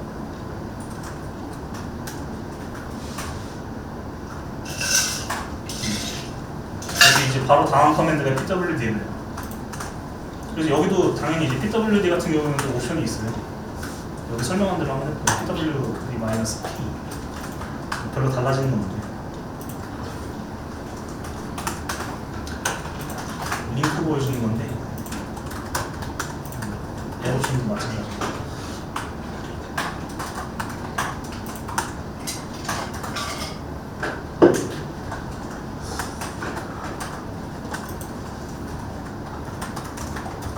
그거를 보여줘. 그럼 조회를 하다 보면은 아까 이거 디렉티브 한번 설명을 했잖아요. 이 권한 ls-l 명령 때렸을 때 아까 그냥 하이픈이었는 녀석들도 있었고 D는 디렉토리라고 알고 있어요. 근데 이제 L은 뭘까? L은 이건 링크예요. 링크인데 링크 종류도 이제 심볼릭 링크, 하드 링크라는 게 있어요. 근데 대부분 많이 쓰는 게 이제 심볼릭 링크거든요. 심볼릭 링크는 어떤 거냐면 링크는 말 그대로 바로가기예요. 바로가기 많이 써봤죠. 이제 실제 파일, 원본 파일은 따로 존재를 하고, 그러니까 왜 이게 링크가 리눅스에서 많이 쓰이냐면은 리눅스 어제 막 배퍼품 봤겠지만 여기서도 볼 수가 있어요. 이게 패키지 명령 그 이름이나 파일 이름이 너무 길고 복잡해요. 이거를 복잡하잖아요. 근데 이제 관리를 할 때 리눅스를 쓰면서 운영하면서 아니면 뭔가 작업을 할 때 이제 간결한 걸로 관리를 하고 싶단 말이죠. 지금 여기처럼 이제 이런 긴 디렉토리를 갖고 있고 파일 이름까지 다 갖고 있는데 확장자도 있어요, 심지어. 근데 이런 거를 심플하게 관리를 하기 위해서 이제 심볼릭 링크랑 하드 링크라는 개념이 나왔어요. 근데 하드 링크 같은 경우에는 변경을 가하면 원본 데이터까지 다 건드려지는 거고요. 그러니까 차이를 쉽게 얘기하면 이제 심볼릭 링크는 소프트 링크라고 해서 이 화면을 지금 보면은 이 왼쪽에 있는 게 링크 파일이에요. 껍데기 파일이고 여기 친절하게 화살표라고 이렇게 돼 있잖아요. 우측 화살표 돼 있고 USR 밑에 LIB 밑에 뭐 추천줄 쪽 있어요. 이 녀석은 이제 원본 파일 경로거든요. 그래서 이 심볼릭 링크 같은 경우는 말 그대로 껍데기이기 때문에 얘를 지워버려도 원본 파일에 영향을 안 줘요. 얘를 지워버려도 원본 파일이 날아가거나 하진 않는다고요. 근데 하드 링크 같은 경우에는 얘를 링크 파일을 지워버리면 원본 링크까지 그냥 다 영향을 미쳐요. 수정을 가하거나 뭔가를 했을 때 지우는 게 가장 치명적이에요. 지우면은 링크 파일 지웠는데 다 날아가는 거예요. 그래서 보통 실무에서 많이 쓸 때 대부분 다 심볼릭 링크를 써요. 하드 링크는 뭐 거의 뭐 쓸 일도 없고 보기도 되게 힘들어요. 하드 링크는 되게 찾기도 힘들고 쓰는 거를. 그래서 이제 심볼릭 링크의 개념은 그렇고요.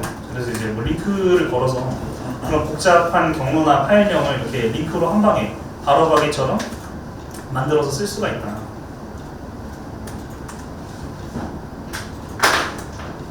그런 내용이었고.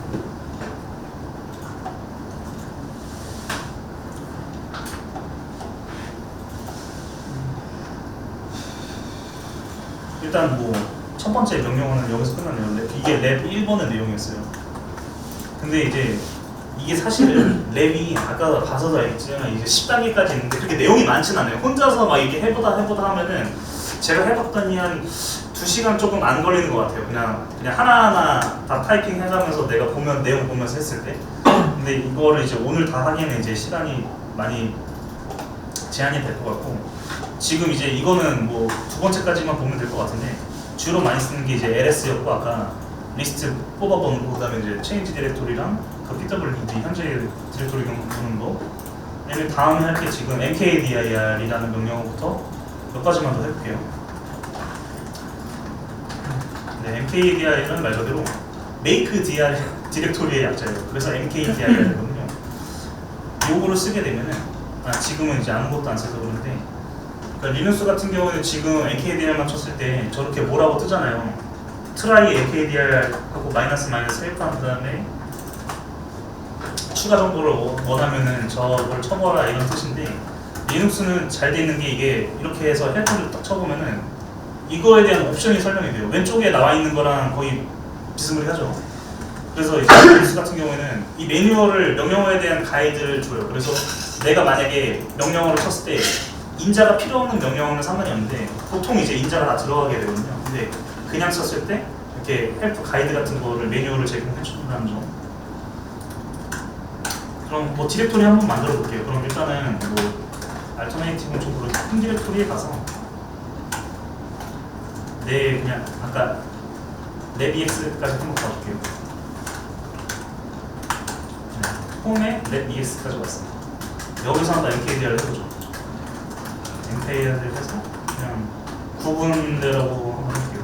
테스트 dir 이렇게 그리고 아까 배웠던 명령 한번 찾아볼게요. ls-l 해서 지금 생성이 됐죠. 테스트 dir 이런 식으로 mkdir은 그냥 너무 이거는 뭐라고 해야 되지? 딱 명확해서 다른 명령어들도 그렇지만 그냥 디렉토리 만드는 명령어고요. 뭐 여기 보면은 실습 두 개가 있는데 첫 번째가 이제 P라고 페어런트 옵션이라는 게 있어요. 이게 뭐냐?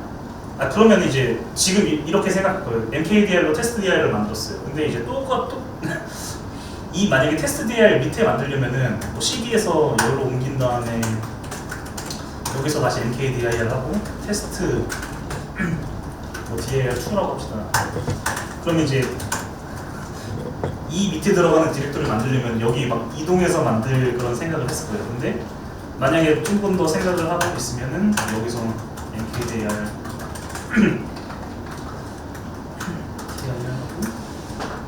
dir2에 만약에 뭐 테스트 dir 아까 절대 경로랑 상대 경로 얘기했죠. 이런 식으로도 만들 수가 있어요. 근데 이렇게 만들 수가 있는데 사실 이건 되게 불편한 방법이에요. 그러면은 결과적으로는 어떻게 했냐? 결국에는 테스트 dir라는 거 디렉토리 하나 만들고 그 밑에 하나 더 만들고 그 밑에 하나 더 만들었는데 지금 여러 단계를 거쳤잖아요. 지금 제가. 근데 보통은 이렇게 안 하고 mkdir 하고 -p 옵션을 줘요. 그리고 아까 했던 것처럼 아까 테스트 dir 했으니까 뭐 바꿔볼게요. 테스트 dir이 아니라 ts_dir로 하고 ts_dir2 하고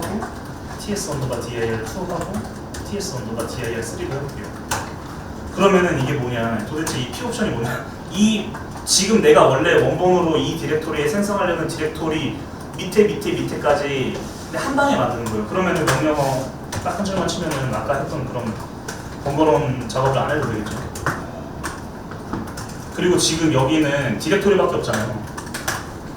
체인지 디렉토리에서 tsdir3까지 한번 가볼게요. 그냥 tsdir 할 때 처음 하고 그냥 탭탭탭 쭉 눌러버리면은 얘가 알아서 빠르면서 다 해주기 때문에 빠르게 여기까지 올 수가 있어요. 그리고 두 번째는 여기서 이제 mkdir을 할 때 다시 한번 일단 뭐 홈에 아까 랩ex였죠. 다시 홈 디렉토리로 돌아와서 mkdir에 -m 옵션을 주면은 이거는 이제 권한을 주는 거거든요. 모드예요. 여기 보이죠? set permission 옵션. mkdir에 -m 모드 옵션 준 다음에 아까 그냥 뭐 모든 뭐 소유자뿐만 아니라 저기 아더까지 다른 소유자들까지 다 적어두죠. 777 하면은 뭐 이 숫자에 대한 거는 나중에 한번 별도로 찾아보세요. 이거 설명하는 것도 되게 시간이 오래 걸릴 것 같아서 777 한 다음에 아까 뭐 테스트 했으니까 그냥 뭐 그냥 테스트라고 심플하게 만들어볼게요. 그러면은 이 테스트라는 디렉토리 하면은 이렇게 보이죠. 지금 777로 줬는데 모두 777 주니까 이 쉘에서 바탕이 초록색으로 변했어요. 이게 뭐냐? 이렇게 표기되는 파일 같은 경우에는 얘는 진짜 완전 오픈된 파일이에요. 그러니까 모든 권한이 다 주어지기 때문에 이렇게 표시가 되는 거거든요. 그런 차이점이 있고요. 뭐 mkdir에는 뭐 실행명이 많아요.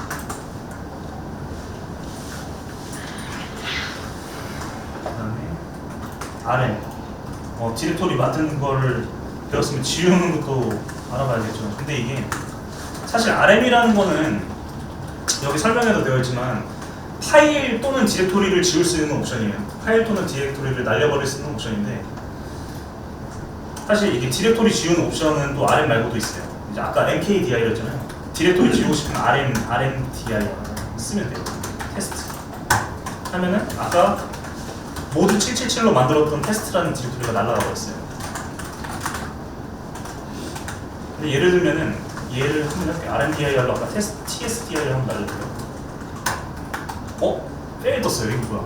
fail to remove TSDIR 디렉토리.mt. 얘는 RMDIR은 참 쓸데없는 명령어라는 걸 알 수가 있죠. 이게 빈 디렉토리만 날릴 수 있는 명령어예요. 그러니까 이 하위 디렉토리가 있으면은 안 날아가야 돼요. 근데 이 RM 명령어 있죠. 방금 옆에 봤던 RM 명령어를 딱 써볼게요. 근데 얘는 옵션을 보통 많이 지워요. 이 RM도 TSDI를 한번 그냥 지워줘요. 안 지워져요. 얘 디렉토리라고.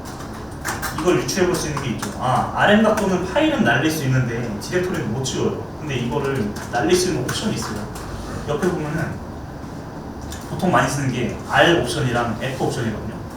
포스는 얘가 무슨 어떤 뭐 그 밑에 뭐가 존재하는지 말든지 상관 안 하고 그냥 말 그대로 강제로 지워버리는 옵션이고요. R 옵션 같은 경우는 리커시브라고 해서 반복이에요. 밑에 있는 것들에 대한 모든 걸 다 지워버릴 수가 있어요. 디렉토리 지정을 하면. 그래서 똑같이 이렇게 RM-RM도 한 다음에 TSDI를 지우고 그럼 이제 날라갔어요. 근데 이거 RM 명령어 같은 건 좀 조심해서 써야겠죠. 이거 명령어 잘못 때리면은 예를 들면은 이런 거 있을 수 있잖아요. RM-RF하고 이거 하면 어떻게 될까요? 다 날아가는 거예요. 이거를 하는 순간, 그러니까 리눅스는 롤백이라는 게 없거든요. 얘는 그 백업을 따로 하지 않으면은 그 롤백이라는 거. 근데 만약에 RM-RF하고 이 슬래시를 불러버렸다. 이러면은 이제 최상위 디렉트부터 모든 게 다 날아가는 거죠. 근데 이걸 아무리 취소를 하고 막 해도 이미 상당량이 날아간 뒤일 거예요. 그래서 되게 이게 좀 신중하게 써야 되는 명령어겠죠. 그래서 F 옵션을 주면은 안 물어본다고요. 근데 그럴까요? 얘는 근데 어쨌든 밑에 뭔가가 있어서 안 돼요. 지금 내 유저가 루트가 아니기도 하고 루트는 지금 지울 수 없다고 나오는 거거든요. 이게. 근데 만약에 루트 권한이 있는데 저런 식으로 RM에서 RT 해버리면 다 날아가 버린다는 얘기겠죠.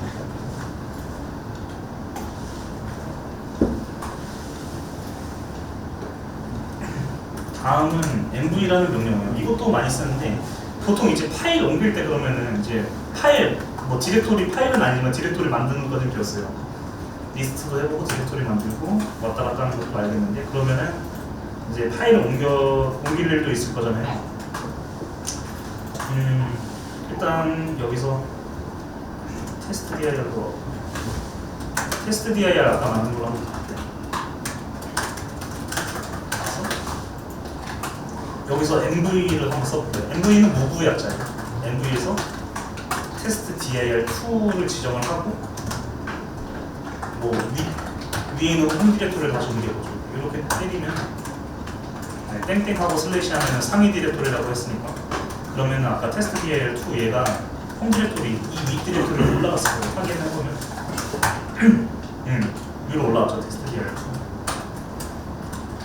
이런 식으로 그냥 파일을 어딘가로 옮길 때 써요. 근데 이게 MV가 좀 독특한 녀석인 게 물론 파일을 옮길 수도 있는데 이름을 바꿀 때 쓰기도 해요. 어떻게? 그러면 이제 지금은 테스트 dir2라는 디렉토리를 밑에 상위로 올려버렸잖아요. 근데 얘를 만약에 테스트 dir 이거 CD는 MV하고 테스트 dir2하고 테스트 dir3 이렇게 하면 어떻게 될까요? 조회될까요? 이름이 바뀌었어.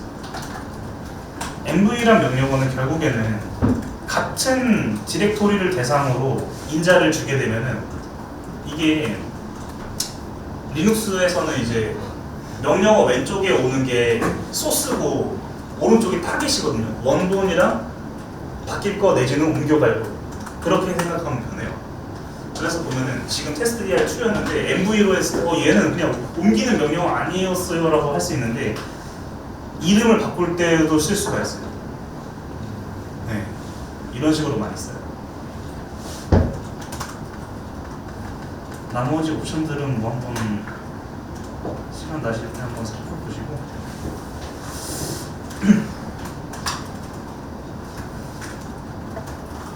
그 다음에 이제 CP 이젠 좀 예감이 오죠. MV는 무브였어요. CP는 카피예요. 카피.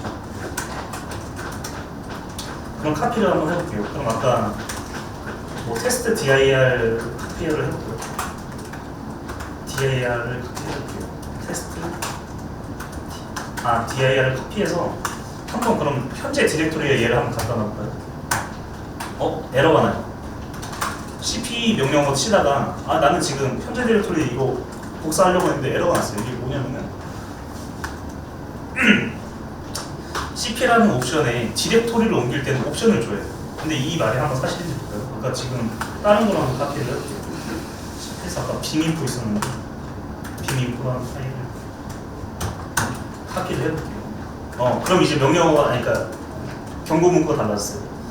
이 파일을 현재 디렉토리에 갖다 놓으려고 보니까 이미 이름이 같은 파일이 있다 이렇게 나왔죠. 그러면 다시 한번 해볼게요. 빔인포라는 파일을 카피를 할 건데 얘를 이름을 바꿔볼게요. 아까 제가 설명한 거였죠. 리눅스는 대소문자 구분한다고요. 케이스 센시티브라고요. 맨 그때 빔인포에 O를 대문자로 줬어요. 근데 카피가 됐어요. 대소문자를 구분하는 OS이기 때문이죠. 파일 시스템이 그걸 지원하고 보면은 실제로 카피가 됐고요. 현재 디렉토리. 그럼 아까 우리 테스트 dir 카피하려다가 실패했잖아요. 그럼 얘를 카피를 해볼게요. 근데 여기 왼쪽에 보면은 그 옵션이 있어요. 이 cp 이거 설명이 안 돼 있네. 그러니까 디렉토리를 카피하고 싶을 때는 cp-r이라는 옵션을 주면 돼요. r이 리커시브라는 거의 약자거든요. 얘를 쓰면은 이 r 옵션을 주면은 디렉토리를 카피를 할 수가 있습니다.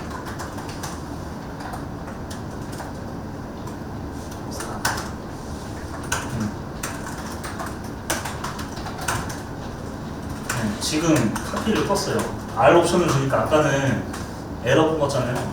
디렉토리 카피 못한다고. 근데 지금은 테스트 dir에서 테스트 dir4로 이름 바꿔서 카피를 했어요. cp라는 명령어를 줄 때 이 원모 파일 그대로 옮겨갈 수도 있지만 이렇게 아까 제가 MV로 파일명 바꿨던 것처럼 똑같은 원리인 거예요. 소스에서 타겟으로 바꾸는 이름을 좀 바꿔주면 얘가 바뀐 걸로 카피가 돼요. 내용은 똑같이.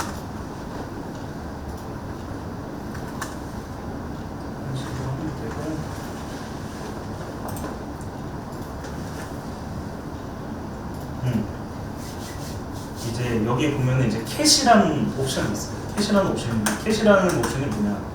얘는 우리 메모장 열어서 파일 같은 거 보죠. 이거는 캐시라는 명령어는 텍스트 파일을 열어보는 옵션이에요. 텍스트 파일을 출력하는 옵션이에요. 아까 그거 빔인포 카피한 거 한번 캐시로 한번 열어볼까요?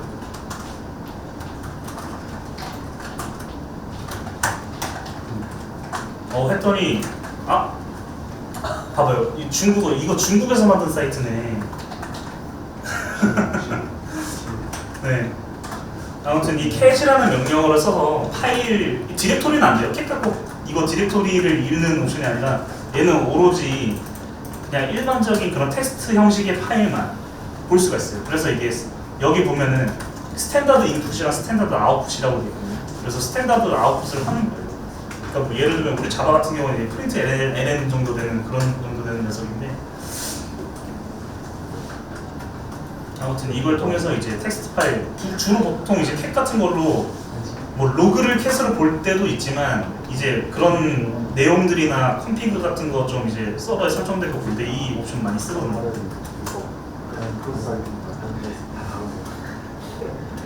네, 캣도 활용 방안이 무궁무진해요. 뭐 캣으로 여기 보면은 캣으로 아웃풋 같은 거 뽑아내는 옵션도 있어요. 이제 cat-a에서 UF 주면은 이제 ls-l 이렇게 아웃풋을 얘가 조절을 할 수 있는 그런 것도 있어요. 이게 활용 방안이 좀 많은데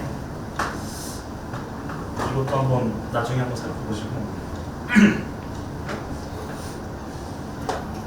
n을 이거는 넘어갈게요. 이거는 그다지 뭐 쓰이지 않는 명령어예요. 이게 nl이 뭐냐면은 말 그대로 이제 저거 아까 캣 탈 때 저거 nl 뭐 같아요 이거 라인 그 파일에 텍스트 파일에 라인 계산해서 그 라인 넘버링해서 보여주는 거예요. 약간 캣에 진보되는 그런 녀석이라고 보면 돼요. 여기 보면은 이 샘플이 친절하게 다 나와 있잖아요. nl 해서 옵션 주고 보면은 1번 라인, 2번 라인, 3번 라인 이렇게 보는 거예요. 근데 잘 쓰진 않습니다. 근데 이거 봐봐요. 아 이거 NL 명령어 실행 안 했다고 안 넘어가죠. 한 번만 치고 가야겠다.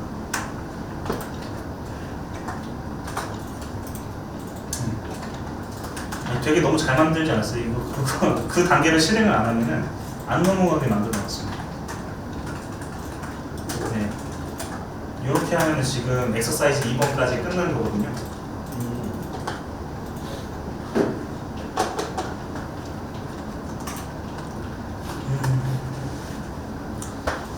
이제 다음 세션 같은 경우는 지금 모 옵션, 레스 옵션, 헤드 옵션, 테일 옵션 이런 게 있는데.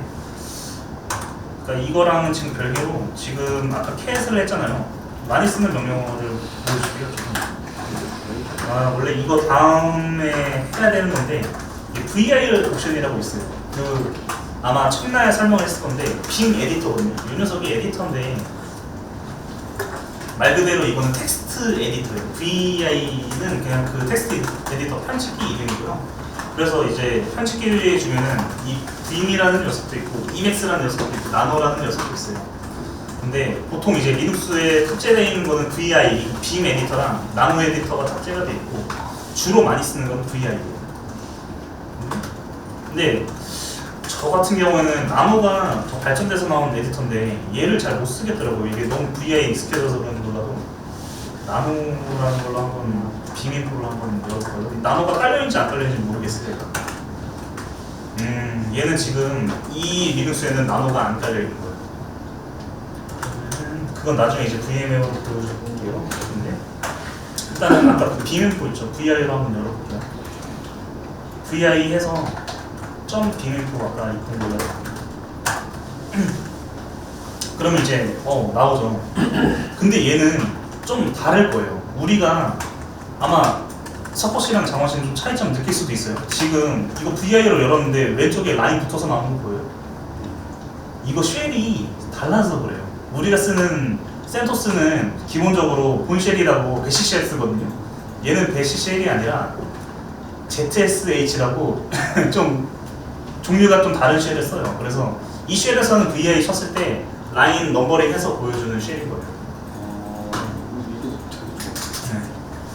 그래서 VI를 하면은 그냥 말 그대로 이거 메모장 같은 녀석이에요. 편집을 할 수 있는데 사실은 이게 VI만 해도 이게 양이 어마어마하게 많아요. 진짜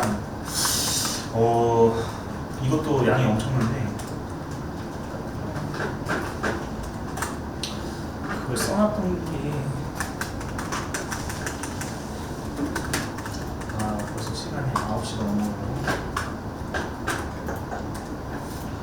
VI 같은 경우에는 이것도 편집기라고 했잖아요. 근데 여기서 마우스 이런 거 안 먹거든요. 이게 마우스로 할 수 있는 거는 아마 선택 정도 이렇게 이 선택 정도밖에 할 수가 없어요.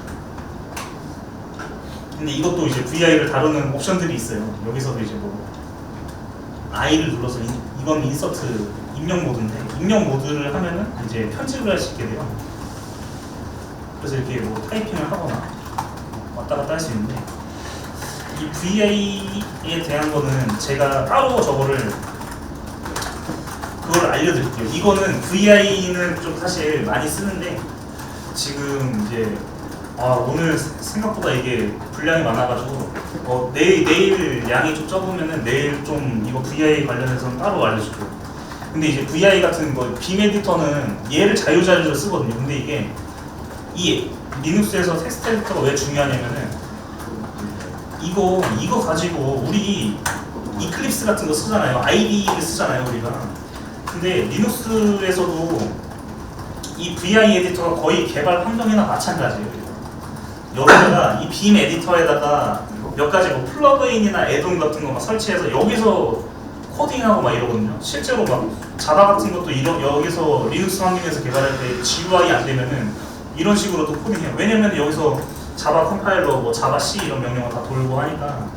그러니까 우리나라에서도 없지는 않아요. 그 리눅스 환경에서 VI로 개발 뭐 옛날에 많이 했다고 하는데 없지는 않고 해외는 좀 많이 쓰는 편인 것 같고요. 아무튼 이제 VI만 하도 VI도 이런 것처럼 지금 오늘 우리가 레비엑스 이거 사이트 쓰고 있는데 얘도 VI도 이거를 VI 이 트레이닝하는 이 코스를 에뮬레이션 해주는 사이트가 굉장히 많아요. 그것도 다 공짜고요. 거기서 그 명령어 뭐뭐 치면은 이거 된다 이거 따라서 치는 그런 사이트들 되게 많이 있어요. 제가 몇 가지를 제가 내일 소개를 해줄게요.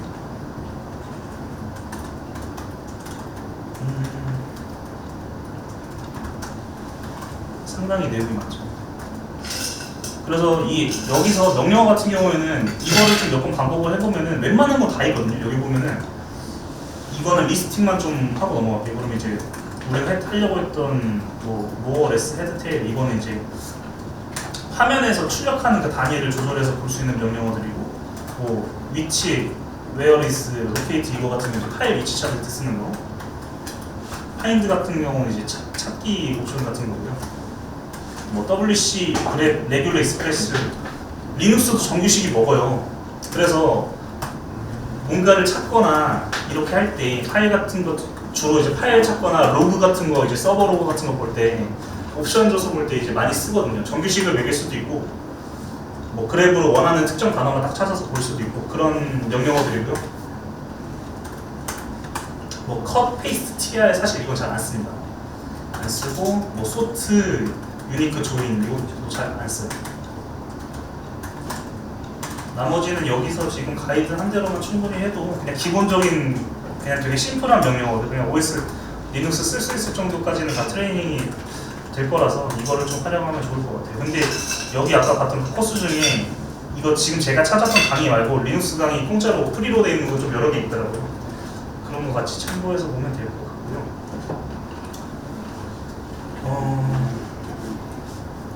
오늘 원래 사실은 저거를 이게 되게 양이 많은데 저도 이제 강의를 하다 보면서 분량 조절이 안 되는 게 이게 사실은 2시간 반이 되게 길 거라고 생각을 했어요. 근데 와 이게 필요한 것만 좀 해주려고 하는데도 시간이 되게 빨리 가네요. 그래서 원래 오늘은 저거 쉘 스크립트까지 진행을 하려고 했어요. 근데 이제 쉘 스크립트는 사실 우리가 여기서 쉘 프로그래밍 같은 거 하거나 이런 정도까지는 아닌데 어떨 때 쓰냐면은 2주차 때 우리 배울 거 중에 아파치나 그 와스 서버들 다룰 때 이 쉘 스크립트들을 많이 쓸 거예요. 허드슨 쓸 때도 우리 쉘 스크립트 쓰고 여러 군데서 쓰거든요. 어쨌든 2주차 때 그건 이제 시간이 있으니까 쉘 스크립트 짜는 거는 2주차 때 보도록 하고 사실 그걸 다 준비를 해왔어요. 그래서 이거를 원래 쉘 스크립트 한 40개 정도 한번 할 수 있으려면 40개는 좀 무리였고 한 10개 정도 해볼 수 있으려면 싶었는데 일단 설명만 해보고 넘어갈게요. 그러면 어떤 거를 하려고 했었냐면 일단은 이제 쉘에서도 이제 이거를 쉘은 하나의 쉘이라는 거는 스크립트 언어예요. 스크립트 언어인데 자바스크립트도 스크립트 언어잖아요.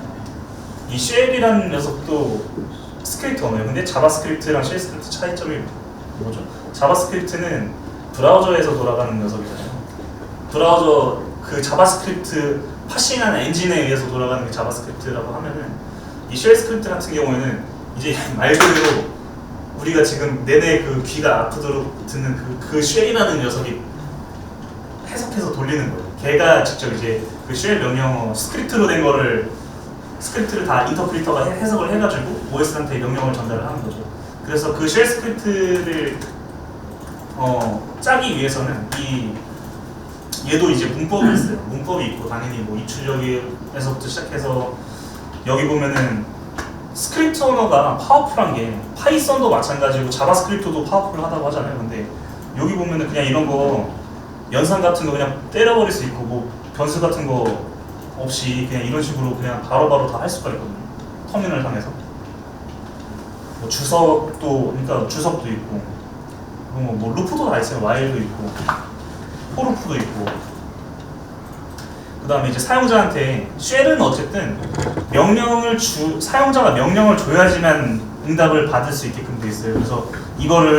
그래서 리눅스 이 쉘이랑 인터페이스하는 이거를 그래서 이제 대화형 인터페이스라고들 많이 얘기를 하기도 하거든요.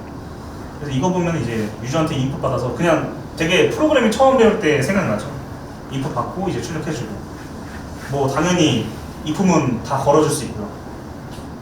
근데 이게 좀 되게 파워풀한 게 어떤 거냐면은 사실 윈도우에서 우리가 윈도우 프로그래밍 할 줄 모르면 이런 거 못 하잖아요. 아니면 어플리케이션을 따로 짜서 돌려야 되는 건데 리눅스 같은 경우는 이런 짤막짤막한 쉘 스크립트 단위의 그런 프로그램들을 모아서 내가 원하는 대로 막 파워풀하게 짤 수가 있어요. 그래서 막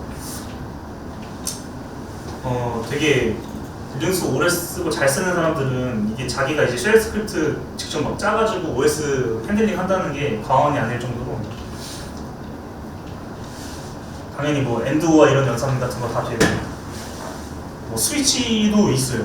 근데 이거를 쓰는 거를 사실 본 적 없는데 이렇게까지 하이한 그런 쉘 스크립트 문법을 적용하는 거는 아직까지 우리 실무에서 못 봐가지고 근데 이런 식으로 다 활용을 할 수 있다는 거.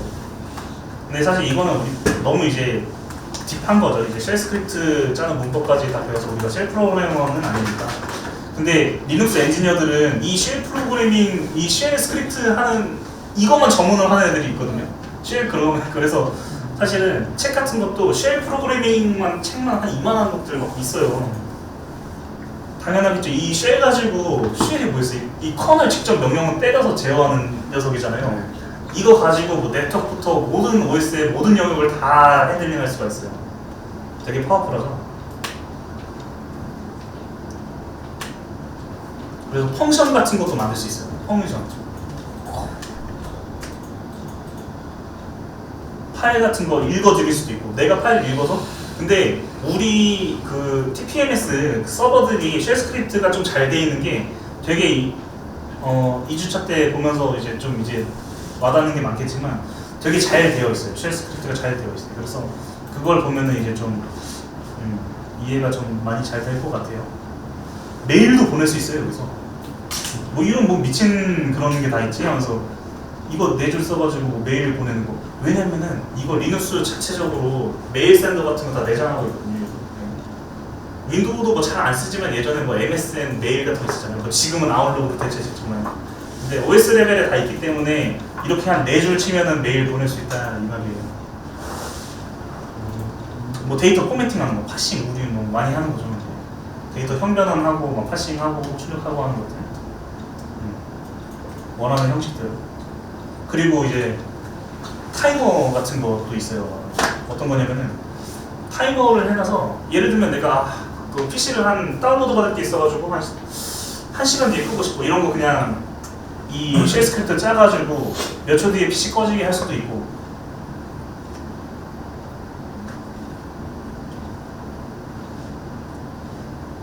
그다음에 또 뭐가 있습니까?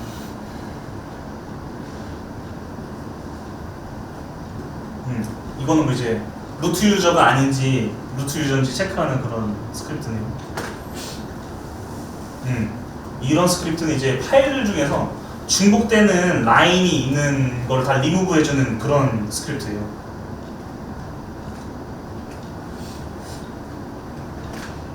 뭐 이거 같은 경우는 이제 시스템 유지 관리할 때 쓰는 건데 이제 패키지 같은 거 자동으로 업그레이드하는 그런 스크립트거든요. 이렇게 구성이 되어 있는데 사실 여기서 몇 개 오늘 뽑아서 하려고 했는데 와 명령어만 몇 개 설명했는데도 시간이 다 가버렸네요.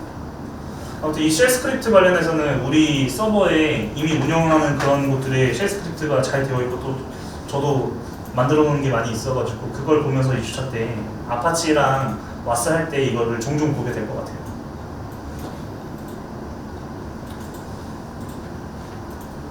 일단 뭐 시간은 저거 뭐야 9시 반까지로 해놨는데 일단은 뭐 여기서 오늘은 마치고요. 일단 뭐 다들 네, 수고하셨습니다. 네, 감사합니다. 그러니까